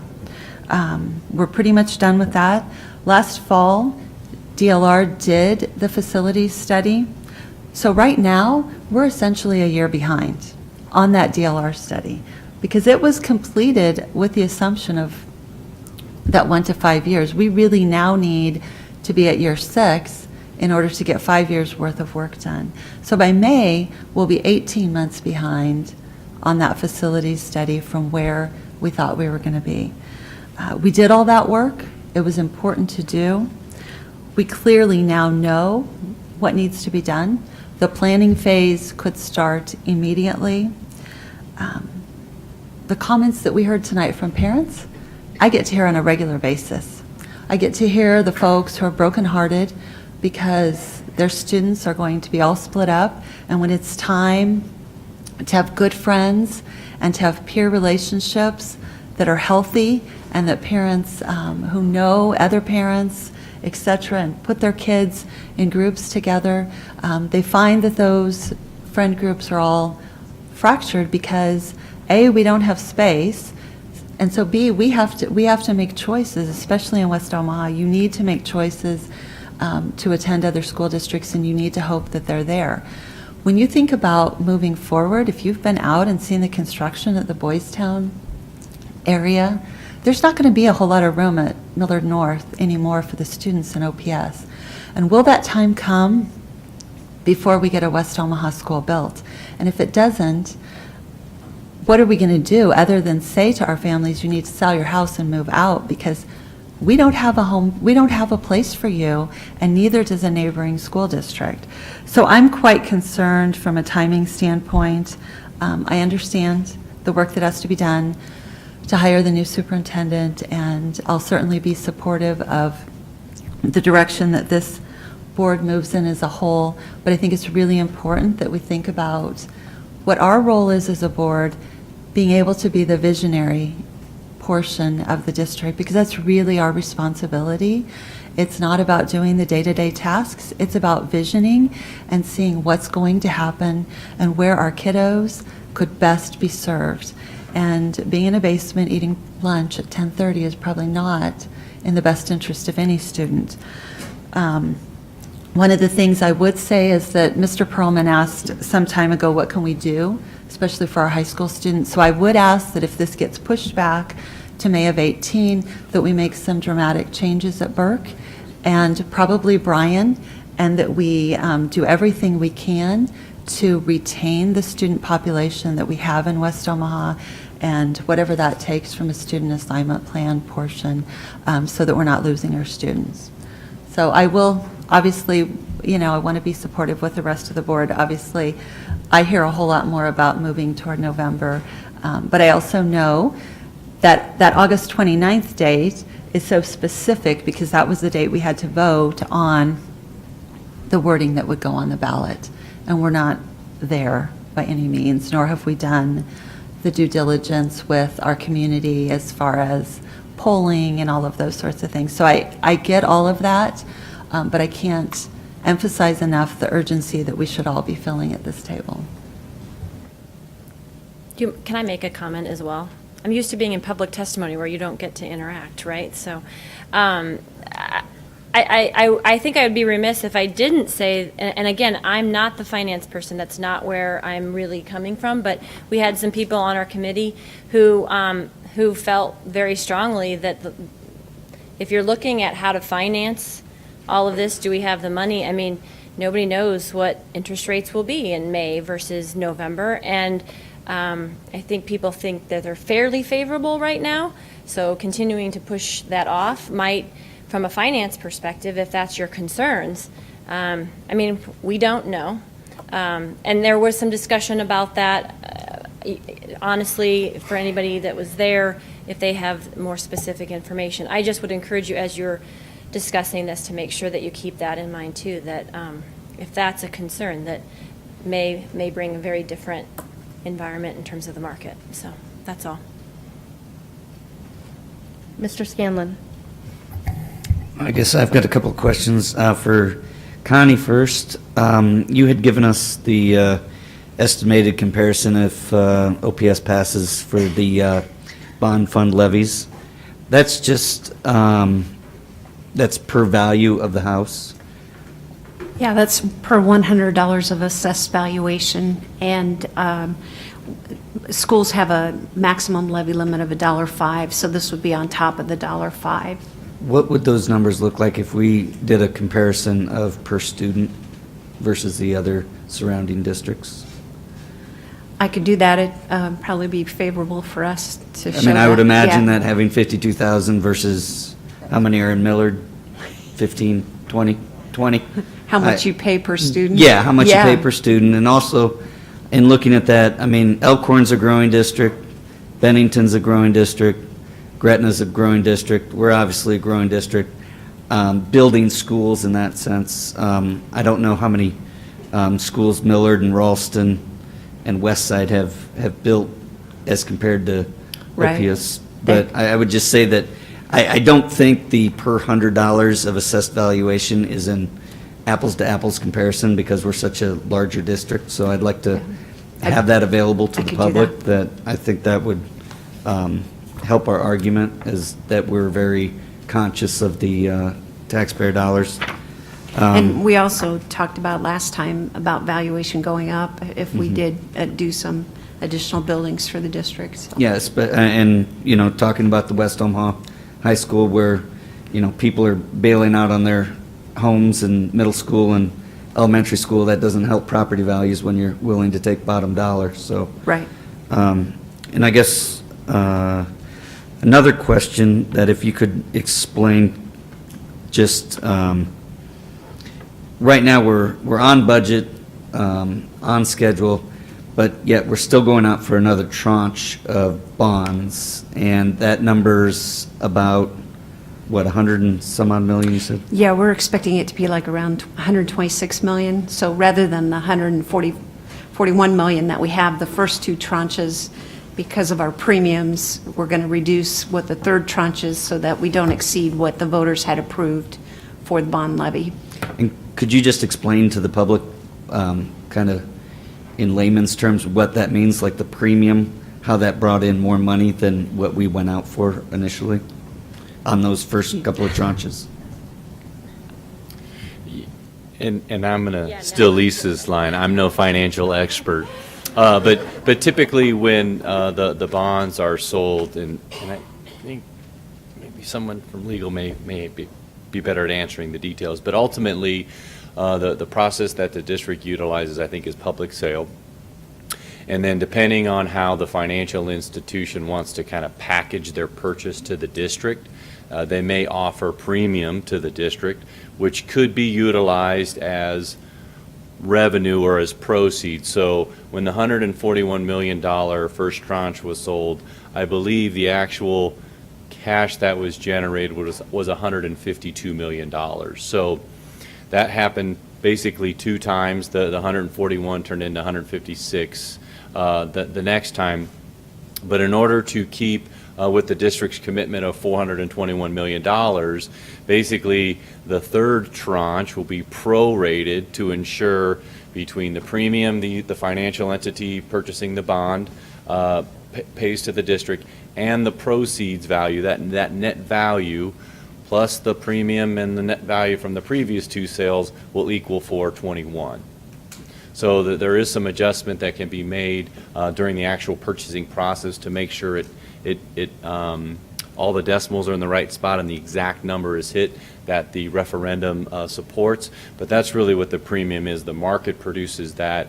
The financial entities provide that. If the district chose to spend the dollars, and you're not going to, is my understanding, that would be additional dollars that would go against the levy, because those dollars have to be made up. So if you spend all the premium and all the proceeds, your total bond program would be $478 million, or whatever that number would be.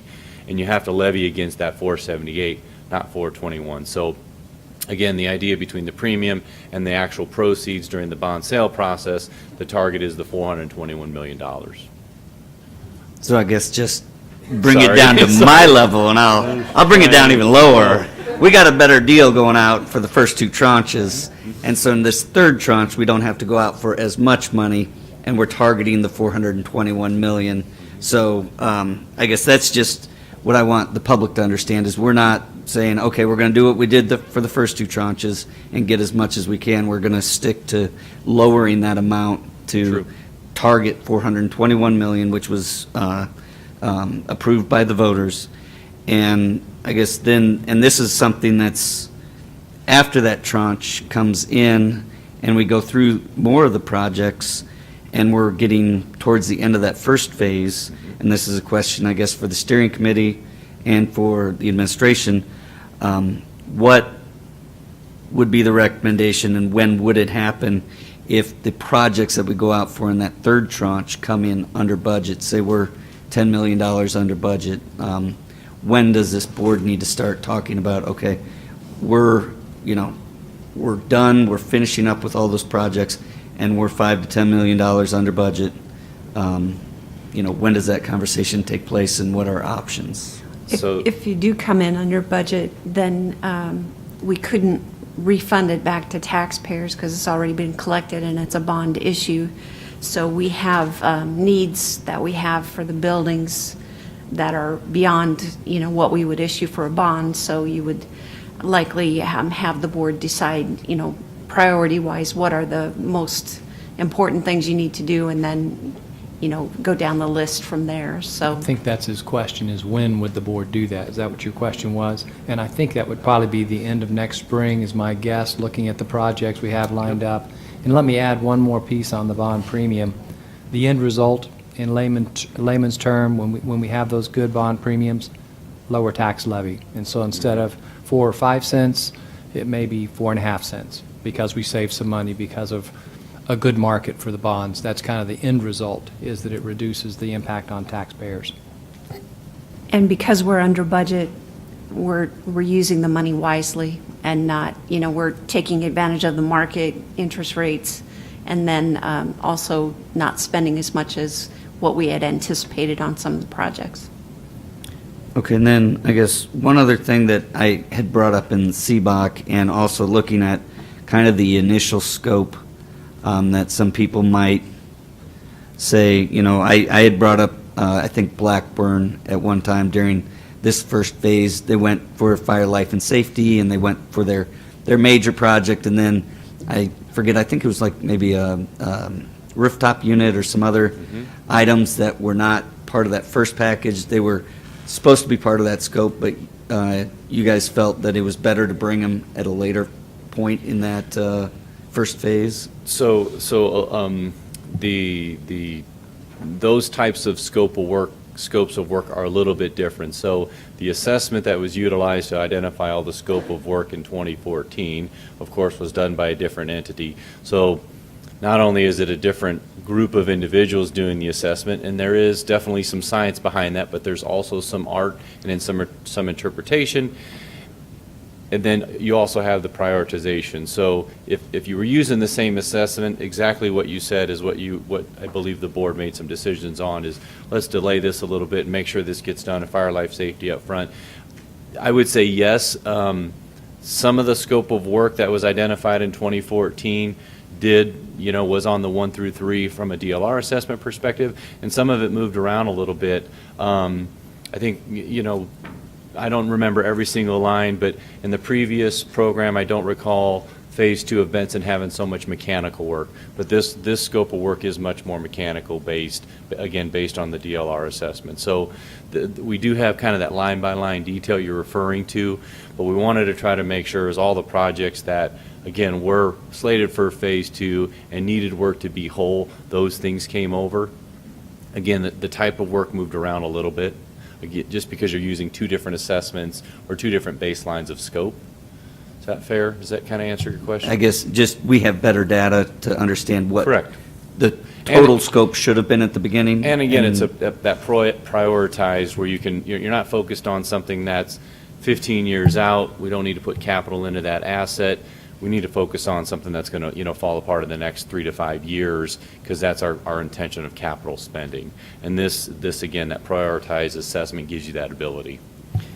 And then the last and most uncomfortable question for you, how does Jacobs fit into all this? As we go through, you guys helped us with the first phase. We worked up a contract for the first phase. Now we're kind of moving into a potential second phase. We don't necessarily have a contract with you, do we? Or We'd love to continue to be partners, but I think that's a question for Mr. Evans. And I guess that's just a Dr. question that I'd love to, or really for this board. to kind of understand, as you guys assist in the preliminary portions of a potential phase 2, how does it work moving forward? I'd really like Mark to answer it, though. That one? He'd love to answer it. David Kramer from Barrett Holm, outside counsel. That would require this board to authorize additional, either to go out and get somebody new to do it, RFP, or authorize negotiations for a new contract to handle that. My recollection is that with the anticipation of a second bond issue, that there is some language that affords this board the opportunity to go out for direct negotiations again for a contract with Jacobs if that was the pleasure of the board. But we would cross that bridge probably after you got a second bond issue, or you could do like we did the last time, which was we had a contingent, not a contingent, we had a two-part agreement, which was essentially a limited amount that we spent engaging them in preparation for the bond issue, and then contingent upon passage of the bond issue, a broader agreement over what the terms would be for them, assuming passage. Thank you. I just wanted clarification. Are there other board members that have questions, comments? Mr. Perlman. Just a follow-up. I know the needs of the district. I know there's capacity issues. I know the steering committee has recommendations, but I am wondering at what point there's going to be a more full discussion with the board about the details of what's going to go into this bond, and that's what I'm waiting for. I feel like, the first time I was asked publicly whether or not I would support this bond was when I was running for the seat at a League of Women Voters Forum, and I said at that point, and that was more than a year ago, that I'm just waiting for some details. I said I just need to know what's exactly in it. I know the capacity issues. I want OPS to expand and properly serve every student we have. And I know there's capacity issues in West Omaha and an extreme capacity issue in South Omaha. But I'm still waiting for the details. And I respect the steering committee's recommendation, but we have a fiduciary duty to know exactly what it is that we're supporting or not supporting, and all those sorts of things. And as far as, I've heard a lot of discussion about promises made by a previous board that this was a two-part bond, and I get that. That I understood how it was $800 or $900 million bond, and that wasn't palatable to voters, and so it was split in two. But we didn't have a $1 billion biannual shortfall back then. We didn't have a pension situation like we had then. And our duty is to all the students in this district to make the best decision, not to just simply glide on from the decisions that were made in the past. So if I see the details, when I see the details, I'm willing and ready to listen.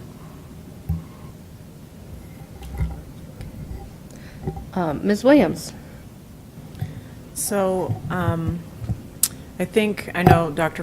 Holman had some questions as well, and so I think that I would request that whether it's some individual meetings or it's a workshop, this is a very long process. It is very detailed, and so this is the beginning conversation of many hours.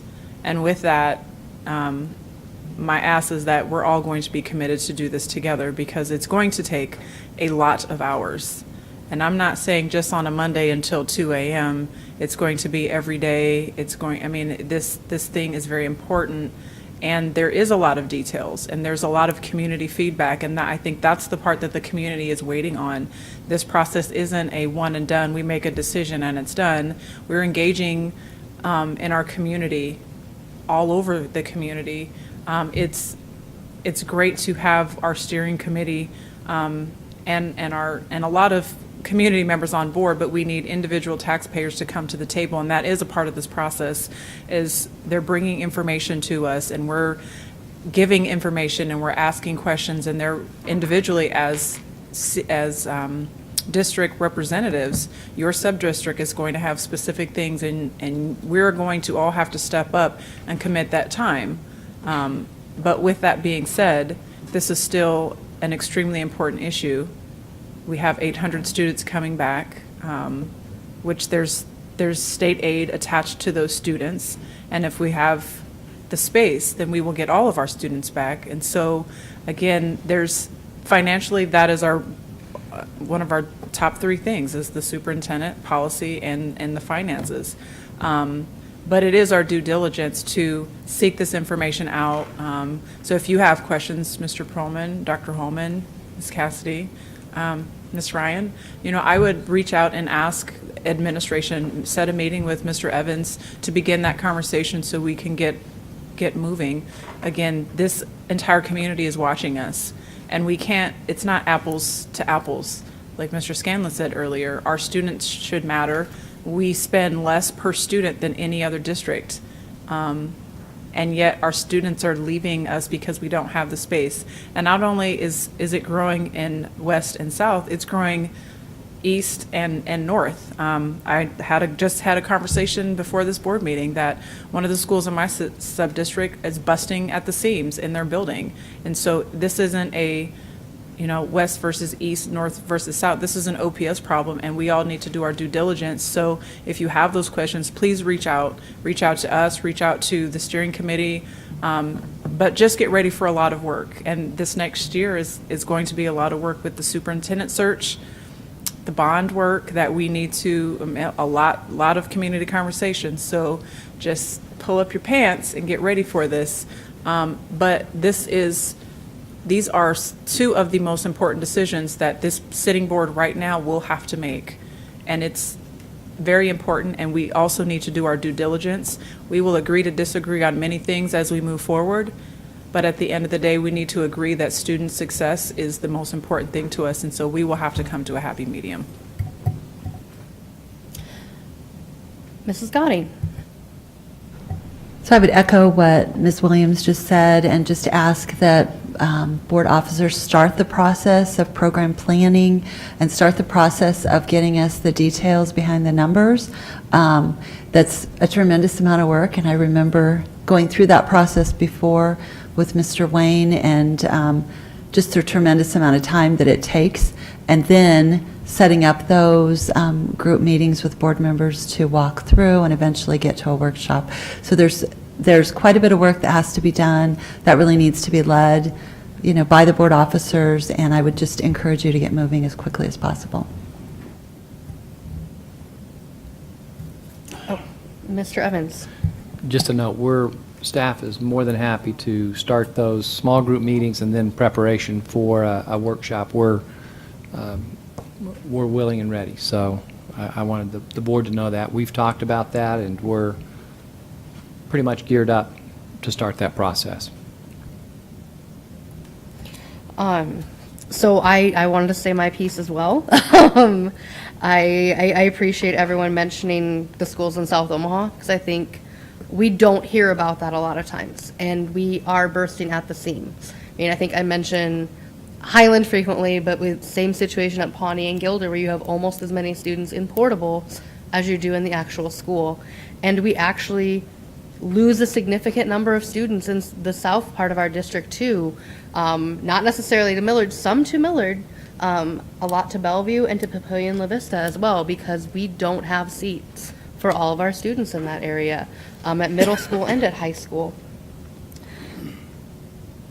One thing I did want to bring up, just because I've had people ask, is to remind everyone that the board does make the final decision regarding scope. So I know we have board considers plan recommended by the steering committee.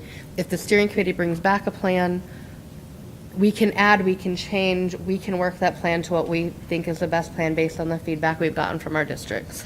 I know there are things that we added into the first bond issue because purchasing land for elementary schools in South Omaha was not in the original plan that was brought to us. And that's something as board members we said, if we're buying land for high schools, because there's not a lot of land available in Omaha, we need to build land for, or buy land for elementary schools too, so that we've got that available for the second bond issue.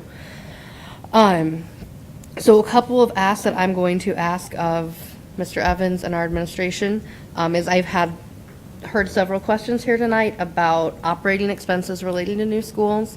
If we can get an estimate on what that would look like, but also separated on what percentage of that, and I know this would be just high-level estimates, but what percentage of that would be new expenses related to a school versus expenses related to like staff moving from one building to another, administrative positions that are relocated from buildings, so that we have a full picture of not just it cost X amount to operate a school, but the new cost associated with that school.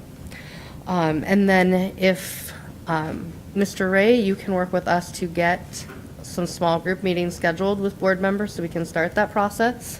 I know it's been mentioned tonight that, or the process of small meetings to lead up to a board workshop.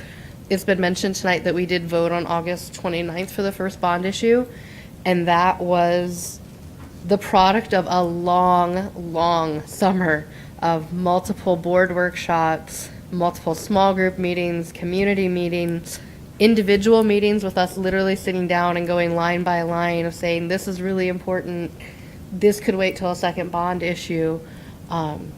And so I think it's important, like you all said, it's timely for us to get that process started. Anything else? Mrs. Gotting.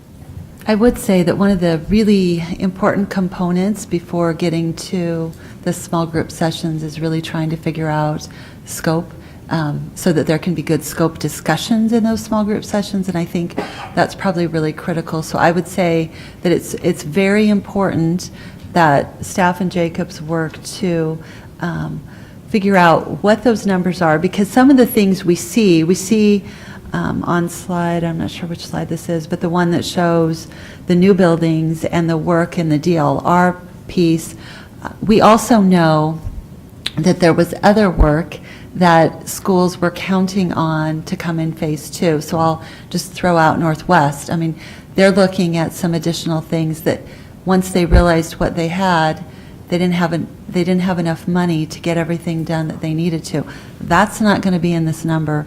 So we need to really have some good idea of what those different schools are and the items when we get into those conversations, so that board members can have adequate input on, okay, we're going to have to nix this, or we're going to move forward with this. So I think that's pretty important as well. Let me just kind of add to that, because you've seen some of the scope, but to drill down to some of that specificity, we do need to have that conversation. We've not done that. For example, I know one of the pieces in there includes Burke High, some work to Burke High in Phase 2. Well, part of that's a parking lot that we need to add around the stadium, because as many of you know, we're right now in a competition to keep the state track meet here and not in Kearney, Nebraska, which, by the way, would be a critical loss to this entire city. So we need that parking lot expansion that's a part of Phase 2 right now. But we really haven't drilled down with all the board to that level of specificity and then have your input. So, and I think that goes to your question and Ben's question too. That is where we need to go, is drill down. And even the steering committee, we didn't drill down to that level of specificity because we were moving pretty fast, to be honest. Mrs. Cassidy. Thanks. So, someone mentioned earlier learning curve. Yes, very, very big learning curve. I think I probably speak for all of us newbies, me in particular. I went to the first steering committee. I kind of just wanted to be a fly on the wall because I didn't know a lot about which schools are overcrowded, which ones are at capacity, which ones are under capacity. So I learned a lot just as a new board member and as a parent. I'm representing the South Omaha district, and I know I can feel it at my own children's schools, but I really didn't have any idea the huge need in the Northwest district. I didn't even know all of these South Omaha schools that were over capacity or near capacity. So I guess my feeling is I want to really make sure that people in my area do also know exactly what's going to be on this bond, as well as myself.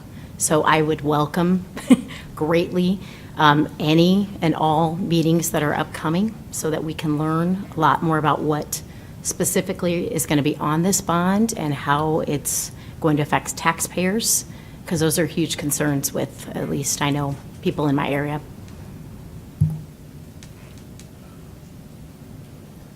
Mrs. Gadding. And I'm not sure, I think you were not at the workshop that we did where we had the big binder of all of the data that had been prepared for the next bond. And so maybe Mr. Ray could get that for you, which would be invaluable, right? Great.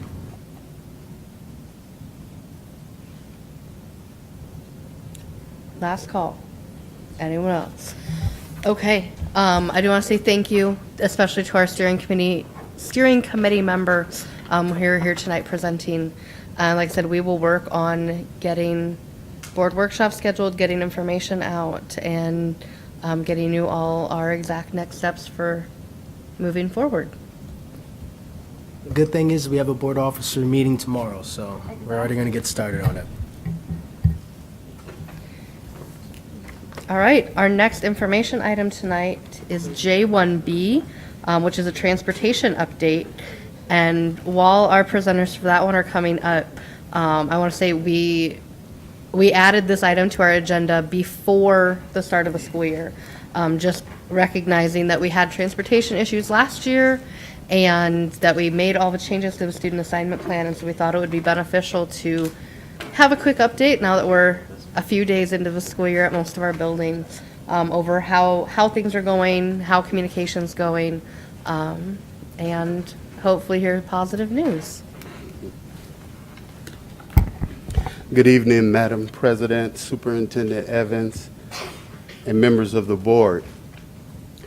It was almost a year to date that I stood before the board apologizing to the community, parents, and students that we serve for not meeting the level of service that they rightly deserve.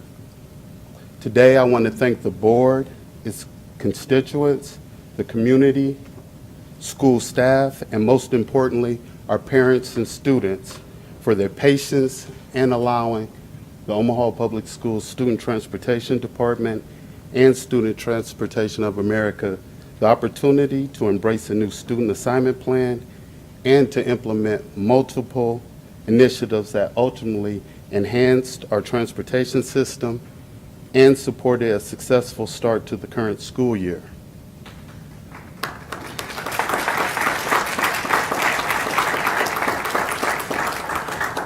Before we begin with the updates, I would like to just take this time to publicly thank the hundreds of drivers who showed up to work ready to serve the district as ambassadors and set the tone to start a positive school year. I also would like to thank the 2 service provider representatives and their respective management teams, Mr. David Prince, Vice President of Operations for Student Transportation of America, and Mrs. Carmen Tapio, President and CEO of North End Teleservices. Both parties remain committed and have worked the past several months in partnership with the Omaha Public Schools to enhance communication with our parents and to make sure that we started the year on a good note.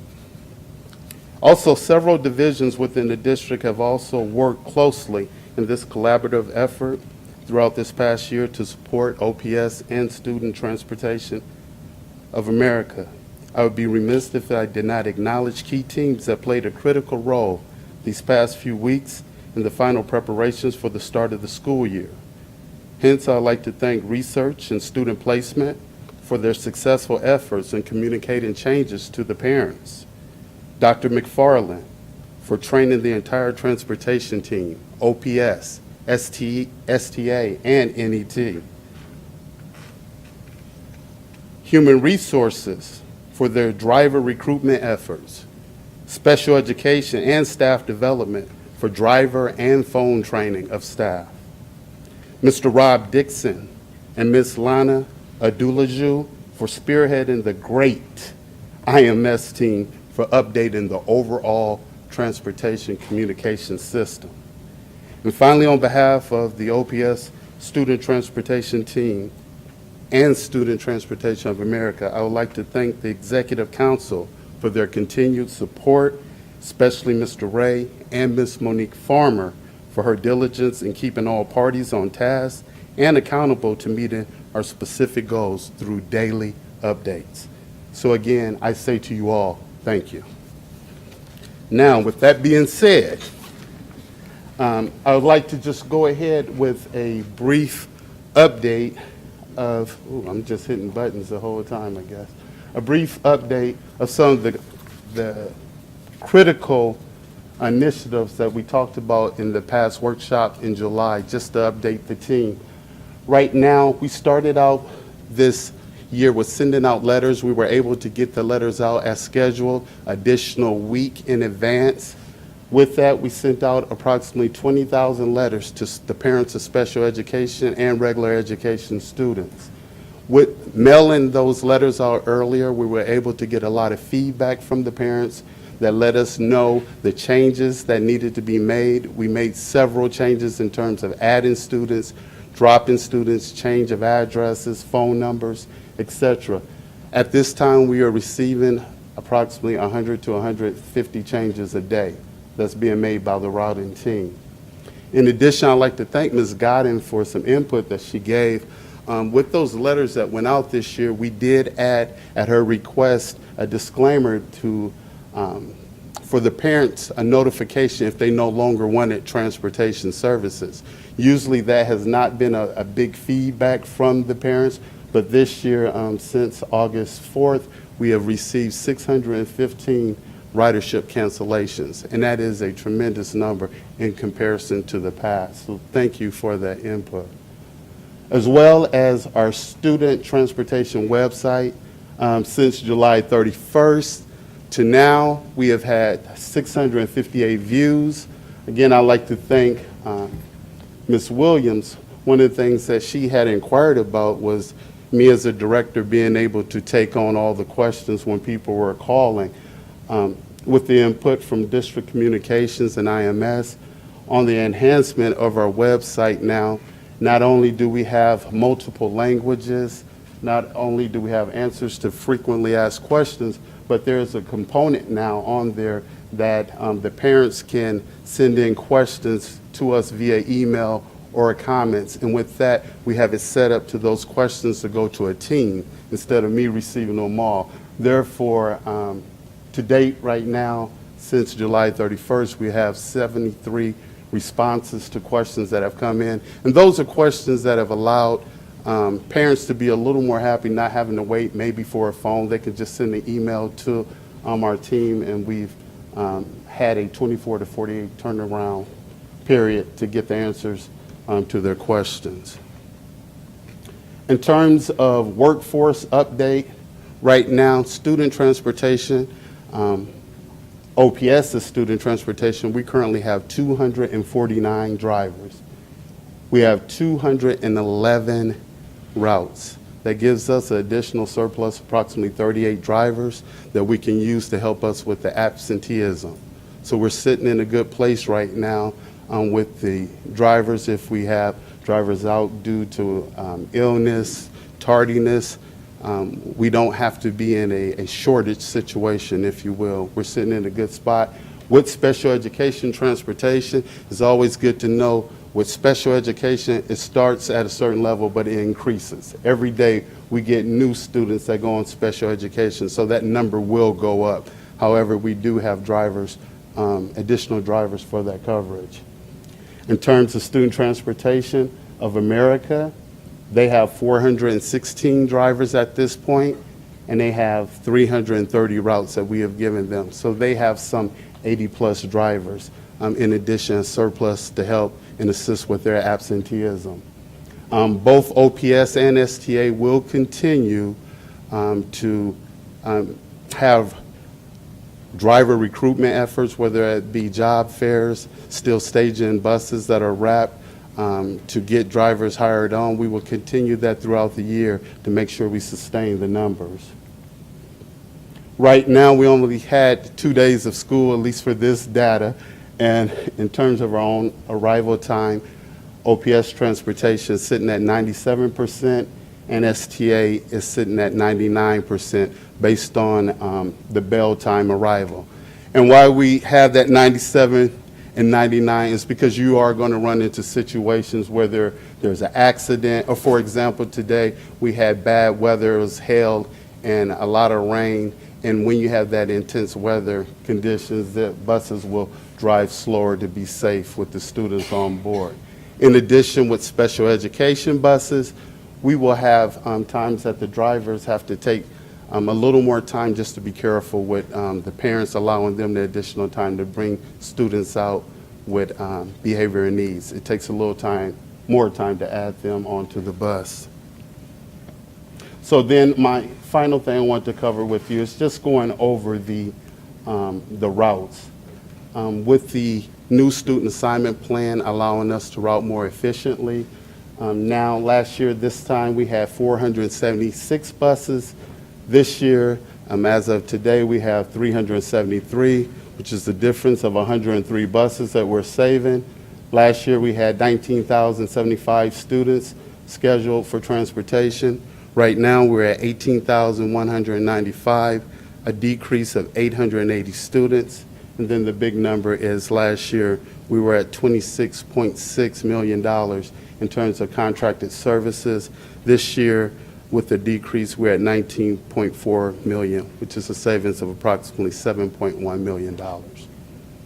So with that, one of the other things I would like to do is allow Mr. Dixon and Ms. Carmen Tapio, who is one of the key people who helped with our phone system, our call data, and all the information coming in. I would like to yield the floor to them to allow them the opportunity to go over the phone numbers.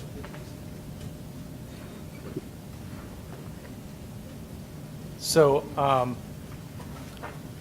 wanted to go over a couple statistics. I have Carmen with me. One of the things that we did with the phone system was giving the ability to give the appearance of a single point of contact. Although on the backside of that, there was a lot of planning that went on behind the scenes to script language and to make sure that we were giving people what they needed, which was a person on the other side of the phone that was answering the calls. So you can see these statistics. I won't go over them. You can see when they elevate and kind of the times that they die down during the day. Carmen can talk a little bit about these statistics that we have on inquiry types. Thank you. Good evening. It's a pleasure to be here this school year and a part of the dream team, as I would call it. From a call center perspective, I have to just say I've been through a lot of project implementations, and the folks that I've had the pleasure of working with from OPS and from STA, high school eligibility, Annie, Rob, David, Travis, the support of Dr. Turnquist and Mr. Evans, and many more. A very, very dedicated and I think singular focused group of people that were really, really just focused on serving the needs of parents and children. So it was an absolute pleasure to be a part of the team. The top phone inquiry types, David Letterman has his top 10. These are our top 5. As Travis mentioned, we have a 1 o'clock meeting, and one of the things that we really try to stay on top of are why parents are calling every single day. And we have seen a little bit of a change in that trend from when we started. We actually launched the call center prior to the start of school on August 7th, and so those inquiry types have changed just a little bit. Travis also mentioned that the parents were calling, which was wonderful, to notify the district that they did not need transportation services. So in no particular order since the launch of school, nothing really out of the ordinary. Why is the drop-off address not the same as the pickup address? Can I change my address? Can I change my stop? Bus information such as pickup and drop-off times, where's my stop? And school is starting tomorrow, is the bus running? The letter notification, the feedback that we've received from parents, the letter was like the golden ticket. So they called with letter in hand, and I was really impressed, really amazed at the number of parents that had all of the information, had their student ID as well. So parents were much better informed and educated at the beginning of the year. Some of our statistics on the OPS STA side, we had the same queue, so we had visibility across the entire platform. So it was really great to see the ability for Carmen's group to kind of oversee that queue and notify people whenever we were at a high call volume or needed other people to log on to fill that. So I think it was great to see that interaction back and forth, and it happened a lot over the last couple days. So it happened throughout the day. We had someone that was constantly eyes on the calling queues, a workforce manager type of person within my organization that did nothing but monitor the incoming traffic. If you visit our facility, you'll see that we've got big televisions that also show in real time the calls coming in and what the service levels are as well. So it was really a great joint effort. Some of the key statistics, we're going to rivet you at the end of the night with data. Average call handle times, but just so you get a sense. Talk times for OPS, and actually I think that might be 194 seconds. Right. And the max OPS talk time, 33.68. Certain calls, what North End Teleservices was able to do was field the level 1 calls. And some of the more complicated calls for high school eligibility, for special education, those went to Annie McFarland's group and to Travis's group and to Student Transportation of America. So we served as the level 1, so we took sort of those quicker calls that you could get through, and the more complicated calls went to the other teams. From a North End perspective, again, some statistics that are important. We look at things like the average speed to answer, what the abandon rates are, and look at the abandons before 30 seconds because that gives you an indication that maybe they've called the wrong number, so it's a quick hang up. And we look at abandons after 30 seconds. Total calls overall, it was about 6,000 calls, so it was a lot of calls that had been taken. And the percentage rate at 10%, I checked today before I came to this meeting and it was at 2%. So a big difference in the number of calls that we're actually handling as a group. Queue times, call segments, again, this gives you a sense of when the calls are coming in. The peak times are at 7 a.m., 8 a.m., and at 4 p.m. Although we see 3 p.m. is another period of high volume, so sort of the natural times that you think people would be calling. Queue times, these are important. I don't know if you can see that, but that's 36 seconds. That's the amount of time that a caller actually sits in queue, so it's a very short amount of time. And I would say that this is a best practice from an industry standard perspective. So something that as a group we're all very proud of and everyone has been working really hard to achieve. And in terms of efficiency, one of the ways that you hold down those queue times is by being more efficient in your handling times, and we've seen an average of less than 5 minutes per call in terms of handling. What's not up here is that the average speed to answer, so there's the queue time of 36 seconds. The average speed of answer is actually 22 seconds, which is also industry best practice as well.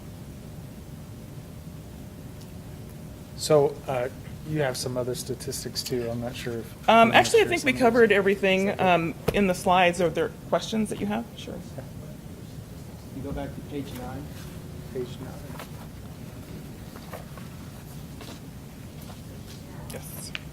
This one, webpage statistics. All right. So, was there a question on it? Oh, just that. Oh, I went over it, yeah. This was on SAP, so our student assignment plan. This is how many views we've had since May 15th. Obviously, you can see that we've got a high population of other languages out there, so that's about it. Any questions? All right, we'll open up for questions. And first off, I wanted to say thank you to this team as well, because I think we set a high bar last year after the issues that had happened at the beginning of the year. And I think we've said before, one of the main things we said was this is too confusing for parents. We're telling them call this number for this reason, call this number for this reason, or call this number. And as a board, we said there needs to be one phone number for them to call, and we figure out who they need to talk to, but they need one central point of contact. And it is pleasant to see we've done that. And having worked in a call center previously, those are some amazing numbers as far as hold time and answer time. So thank you for all the hard work and effort that you all have put in to making the start of the school year successful. I saw Mrs. Godding first.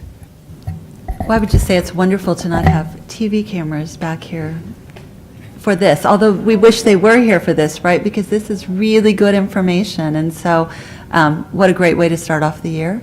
And it's just wonderful. I just want to reflect on, and I'm not sure, I think it's slide 7, and I was just sharing this with somebody because there was an article in the newspaper. The 880 students that are not using our bus services this year do not equal to $7 million. So I just want to make sure that people understand that a student who maybe was living in the Florence area choosing to go to Beveridge, who's now choosing to go to McMillan, is still using the bus. The cost of that bus is just far less. So I don't want the public to think that 880 students were costing us $7 million, because that's not accurate. We still have students using the bus, they're just going someplace else, and I think that that's an important thing just to note. All right, Ms. Williams. So this is a two-part conversation. First, at times we have to fall apart to build again, and I want to commend you, Travis, and your team, and David. You have risen to the occasion, and it's sad that there's no cameras here today, and it was sad that we only got a quick, maybe a minute on the first day of school, whereas this time last year, it was countless and endless hours of talking about OPS and transportation.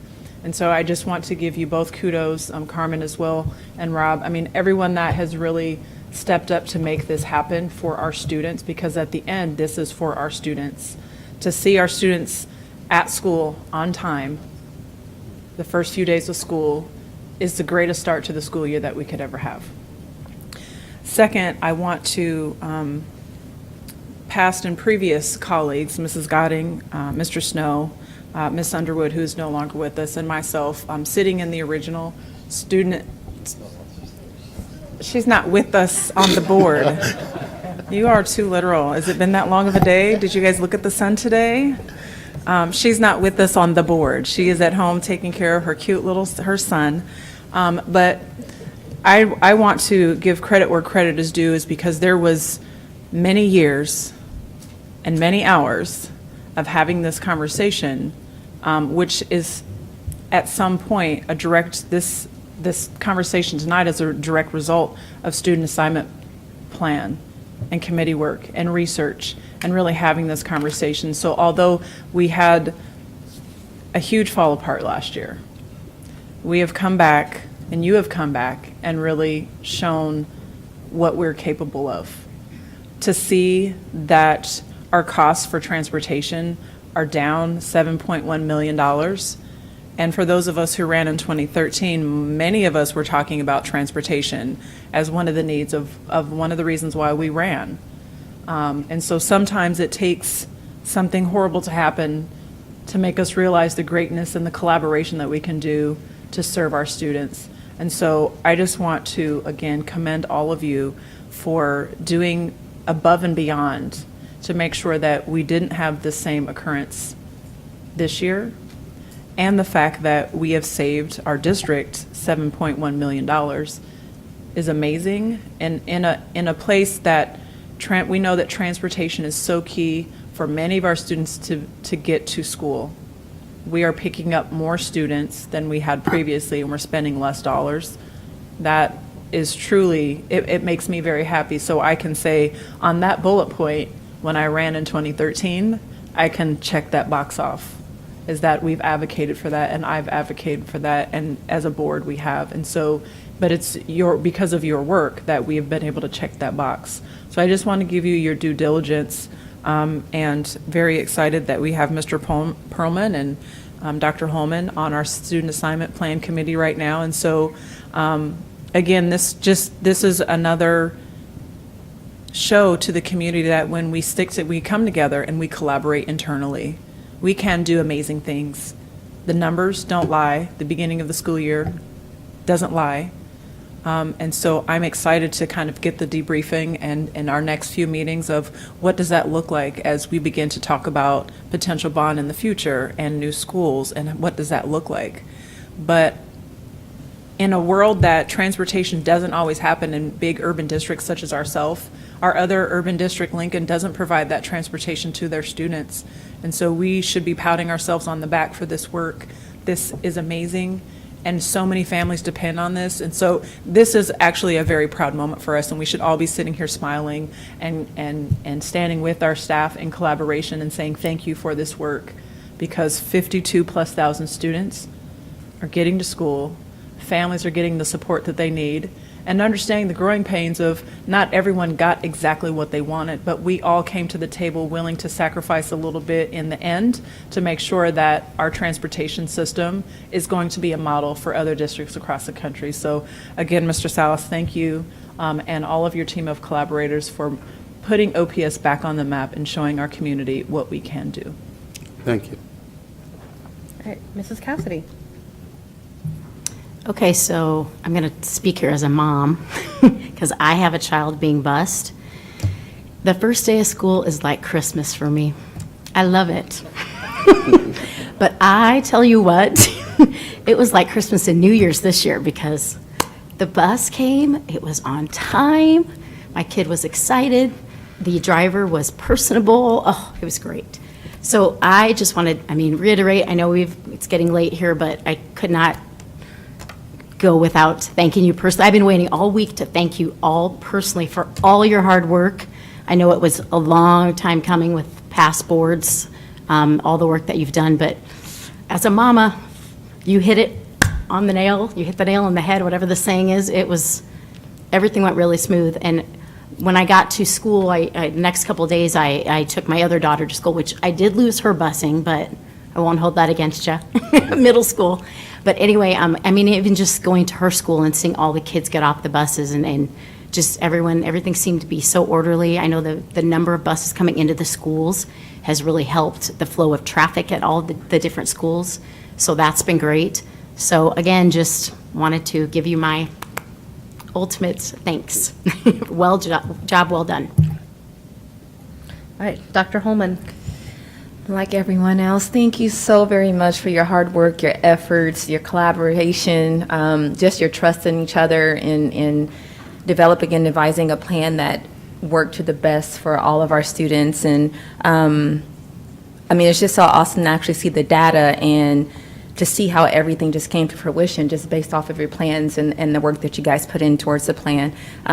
Speaking as a past administrator for OPS, I remember several times trying to call several numbers, and trying to get through and trying to help parents get information about buses or just information for myself with helping students. And I remember taking the back route and texting Travis because I could never get through the telephone numbers or get to talk to somebody because the number was so busy, especially around the first couple of days of school. You could never get through. You get the busy signal on each of the numbers, and it would be like that for the first 2 weeks. And so I did have Travis's, luckily, I knew him personally, so I had his phone number so I can text him and just ask him a question, but probably shouldn't have done that. But it was an awful experience, just from my past experience with how things used to be. And so just thank you so very much for everything and just all of your time, because I know that this took a tremendous amount of time. And congratulations to you all, and just thank you so much. Mr. Scanlon. I'd just like to say thank you to everybody that was involved. That was a great team effort. You guys did a great job improving on the transportation issues that we had. On a big picture type thing, I would say for the board, I think we handled it horrible last year.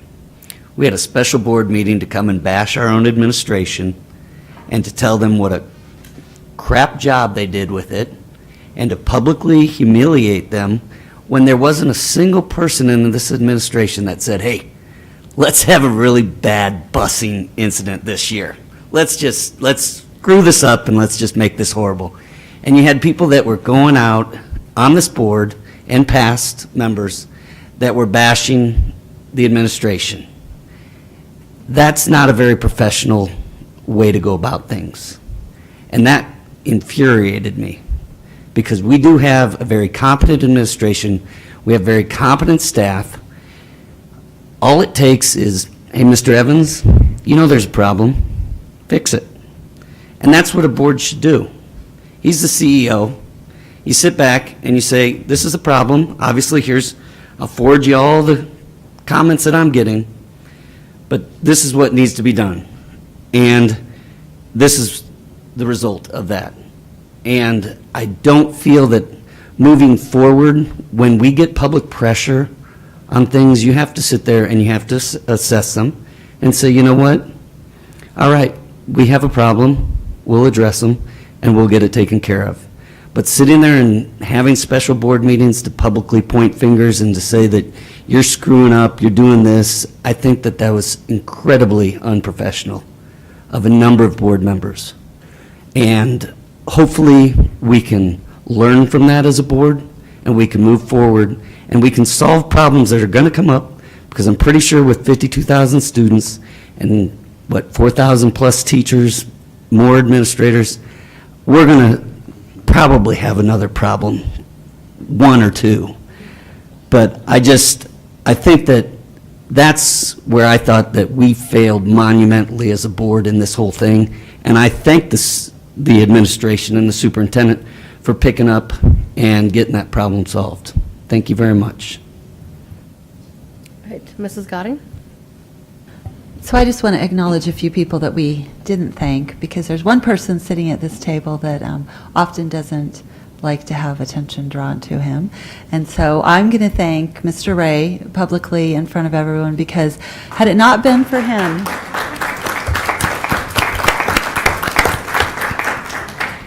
we would never have gotten started on this process. So I believe it was in March of 2014 that he helped us by putting our agendas together, pulling the right people together, getting the data gathered for us so that when we met on a monthly basis, very regularly, whether it was early in the morning or later in the afternoon, he was there to ensure that we were moving forward with the student assignment plan and making sure that we got the community meetings held and everything else.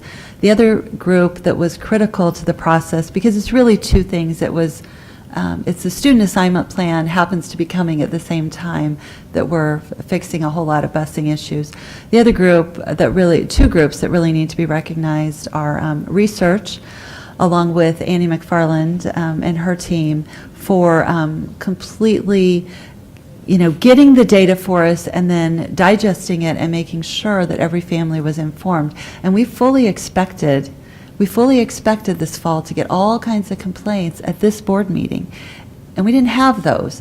And so that is a testament to the work that Ms. Farmer did in communications, that Annie did with her team, and that research had done to gather the data for us. And so I think that those folks really need to be thanked for the hard work that they did, because this was probably, and I remember talking to Ms. Farmer, this was probably one of the first massive project implementations that was started by the board that took, 3.5 years to get implemented, and the leadership that was given to us through that. So I just want to thank those folks, because I think we wouldn't be here today had they not been on the team. I mean, we as board members gave an awful lot of input, and as you know, I can give my opinion, so, and I did. And I thank Mr. Ray for listening and making sure that only the good things came out of it.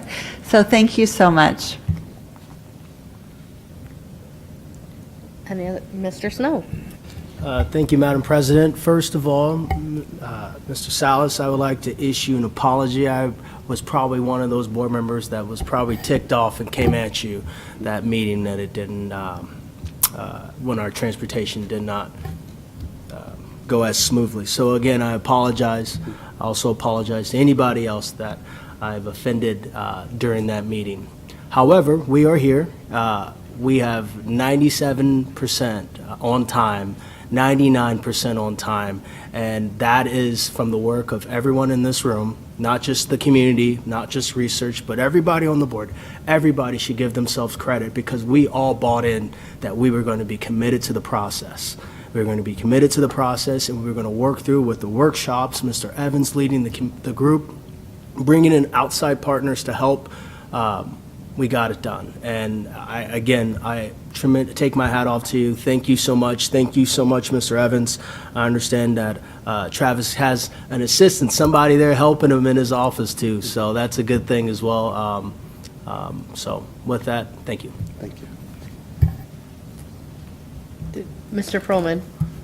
Yes, final comment. Sorry, I had to chime in. I just want to thank you as well. It's been a great start to the school year. I know it's been a lot of hard work. I've sat in those student assignment plan committee meetings. I don't think I've ever seen data like that before. It's an incredible amount of data, and it was presented to us. I can't imagine it being presented in a better way, and that's, I think, a large part of why things went so smoothly is because you folks and your staff understood and do understand what's going on out there so well. So I just want to congratulate you. I know every day is a new day, and so I know you and your staff know that every day is a fresh start. So one question I do have, and I always ask you about this, and to Mr. Scanlon's point, this isn't. I know you and your team are looking at the apps and all that, but I get constituent questions about that. So it's going to be on your timeline, not on mine or the board. I'm just asking about it because I get questions about that all the time. And I truly expected to hear that question from you, so it didn't come as a surprise to me. But we are having our committee meeting start back. To be quite honest with you, we felt as a team it was more important to make sure we got the year started off on a positive note. Now that we got it started, we'll shift gears and start focusing back on the application. Again, we have to continue to work with the vendors. They have given us a time frame of what they thought that process would take, but we will pick up on that process now. Thank you. Ms. Ryan. I just also wanted to express my thanks. I'm so sorry. No, it's okay. This is a long one. But I live right north of Beals, and I have seen the amount of buses cut down and not blocking getting onto Center Street, because that's how I normally get to work. And so I would change my route in order to get to work on time, right? And I realized that I didn't do that. And so it is really nice. And the kid, I haven't heard, I've heard one situation where the kids were late, but I think compared to last year, that is great, and we should commend that, so. And I appreciate that. And again, I appreciate the fact that Mr. Snow said, today is today. Tomorrow, we do not know what may come in transportation. So I can tell you the entire team will enjoy this and take this moment and cherish it, because it's been a long time.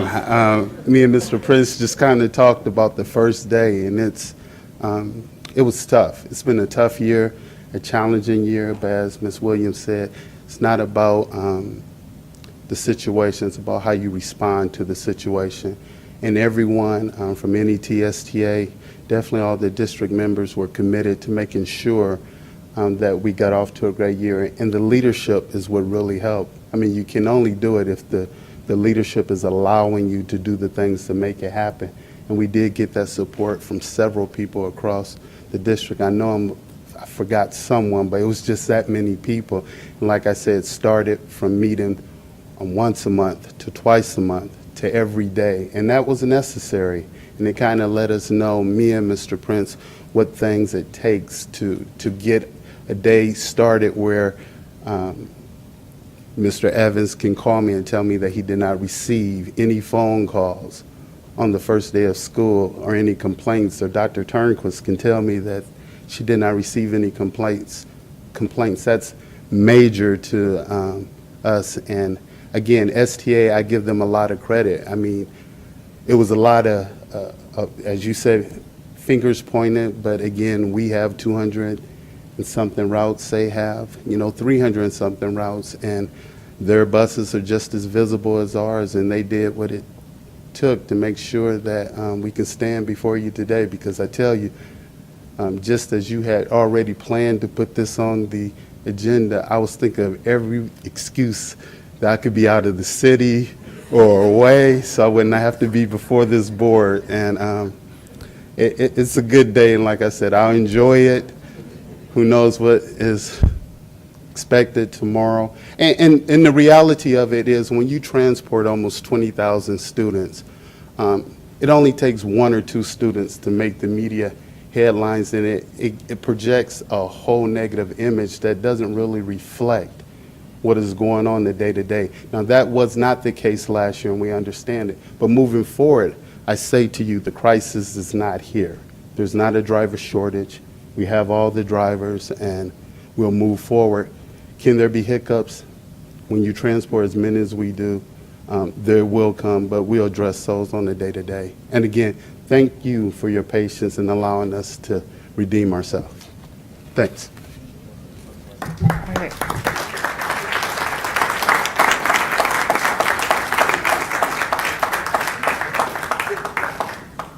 I think that says it all on that.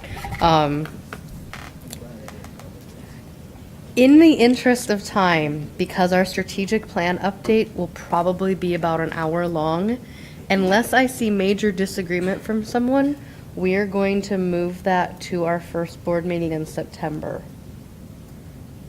I think we're all good with that. And they've been advised of that was a possibility tonight anyway, so. That will take us to J2, which is our action item. And item J2A is our Superintendent Search Committee recommendation for Superintendent Search Consulting Services with Ray and Associates. That's a long title. That's a long title. Mr. Snow. Thank you, Madam President.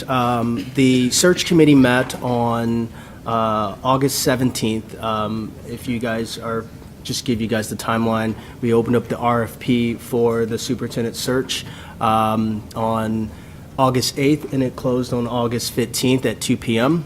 We had two applicants, Ray and Associates and Hazard Young, what was that, Aetna, if I'm correct? Atias, I apologize. That were the two applicants. The committee reviewed them. We had a scoring rubric that we used in the previous score RFPs, and Ray and Associates unanimously came ahead as our recommendation. So in front of you guys today, the committee would like to make a recommendation that we enter into contract negotiations with Ray and Associates. This is just entering contract negotiations. It's actually not, right now, we're not approving setting expectations. We're just entering the conversation with Ray and Associates. And if members who aren't on the committee have some concerns or have some things they would like to be entered to the contract, we are meeting again this Thursday to review and come up with the contract as the committee. So you do have time up till then to send us some of your concerns. I'll leave that open to any questions, but before that, I would like to make a motion, if that's okay, Ms. Merica, and then we can enter conversation. You if can do possible. that. I would like to make a motion to authorize the Superintendent Search Committee to enter contract negotiation with Ray and Associates to provide superintendent search consulting services. Second.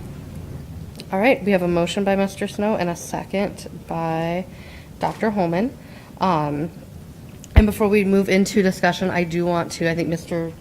Snow said this, but to clarify in case anyone's wondering, as he said, this motion would be to enter into negotiations, and then that contract would be brought back to the board for final approval as well.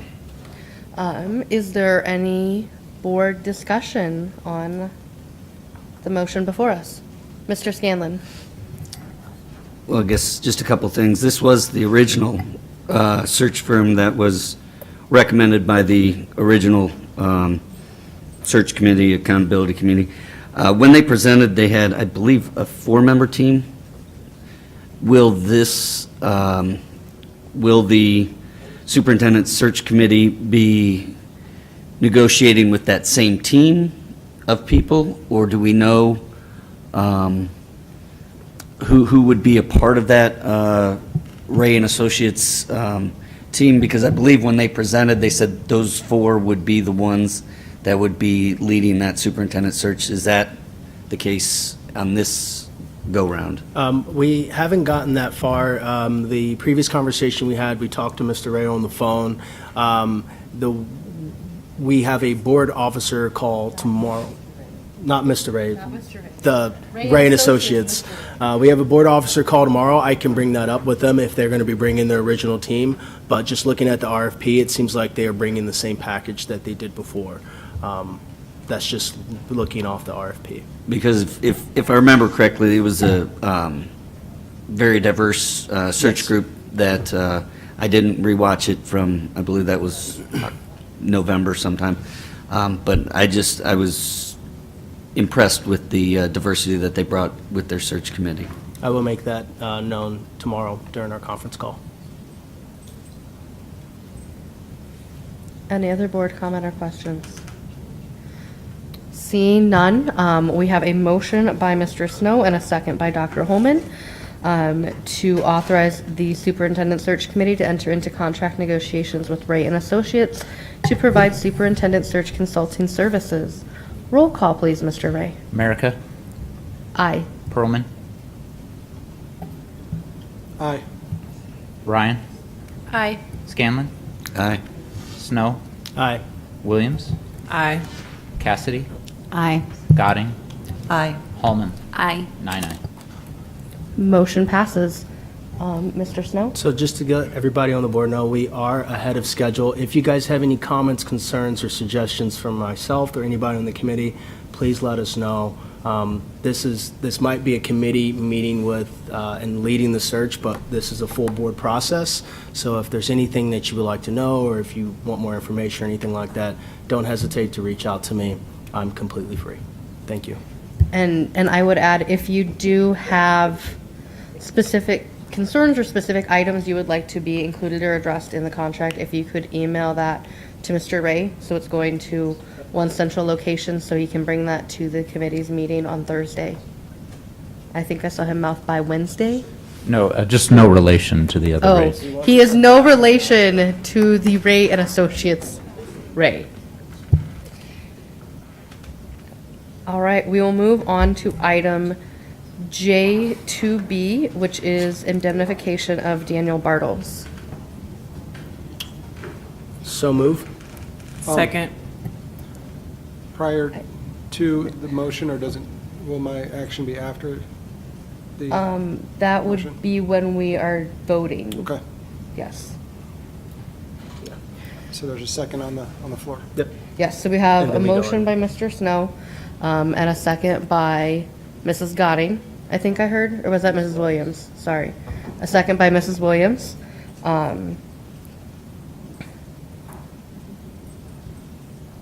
Is there any discussion?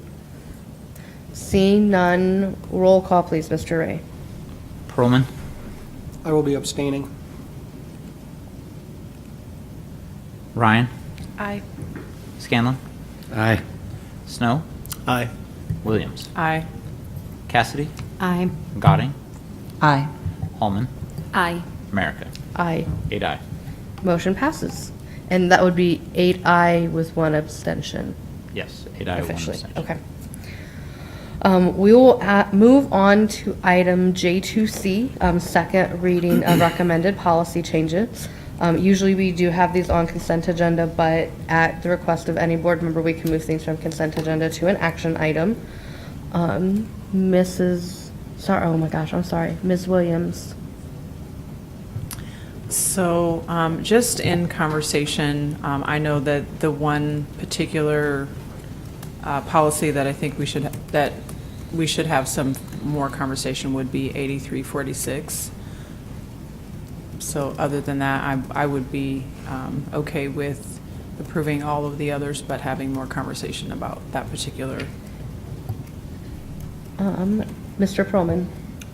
I would move to approve policies 1060, 1250, 4033, 5008, 5101, 5103, 5404, 5406, 5418, 5424, and 8120.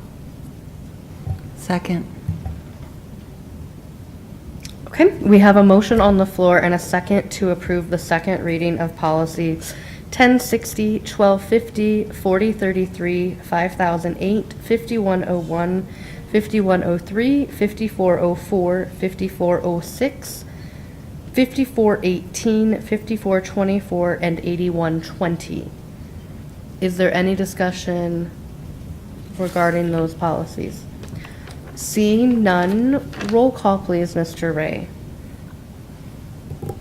Just for clarification, was 8150 included in your motion? No. 8150 was not included in his So motion. it excluded 8150 and then 8346? 8346 were not included, correct. Thank you.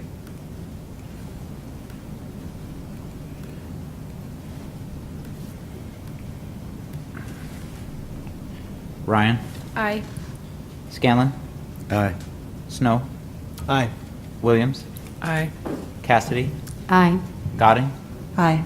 Hallman? Aye. America? Aye. Perlman? Aye. 9-9. Mr. Snow? Thank you, Ms. Marica. So if I'm correct, is it okay if we bring back 8150, 8346 for full discussion the next meeting or sometime, or? We could have discussion about that. Technically, we should, or I am open to having discussion now. So if there are board members that would like to speak about policies 8150 and 8346, Ms. Williams. So first of all, I want to thank Gina Miller for bringing that community conversation, because that, quite honestly, on 8346 is a big topic of conversation.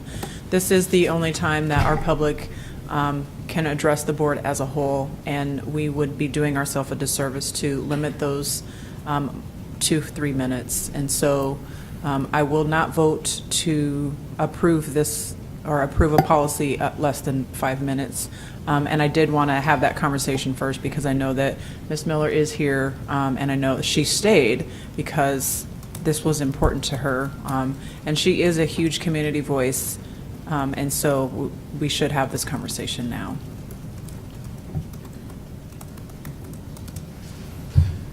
Mr. Perlman? I agree with Ms. Williams. I actually chair the policy committee, and I actually voted against this even coming out of committee, and so I'll be voting against it as well. I'll just speak briefly to policy 8150. That's one that we've, when I say we've, the policy committee has had some discussion specifically as it relates to temporary, special, or ad hoc committees. Even more specifically, the second line of that, and that's on page 2 of that policy, on policy 8150. The sentence that says the president shall appoint such temporary and special committees as may deem necessary or advisable by the board, and may authorize superintendent to appoint members of the administration or the community to serve the needs of the committee. And we actually got a legal opinion on this from our in-house legal staff, because I had some questions about the wording of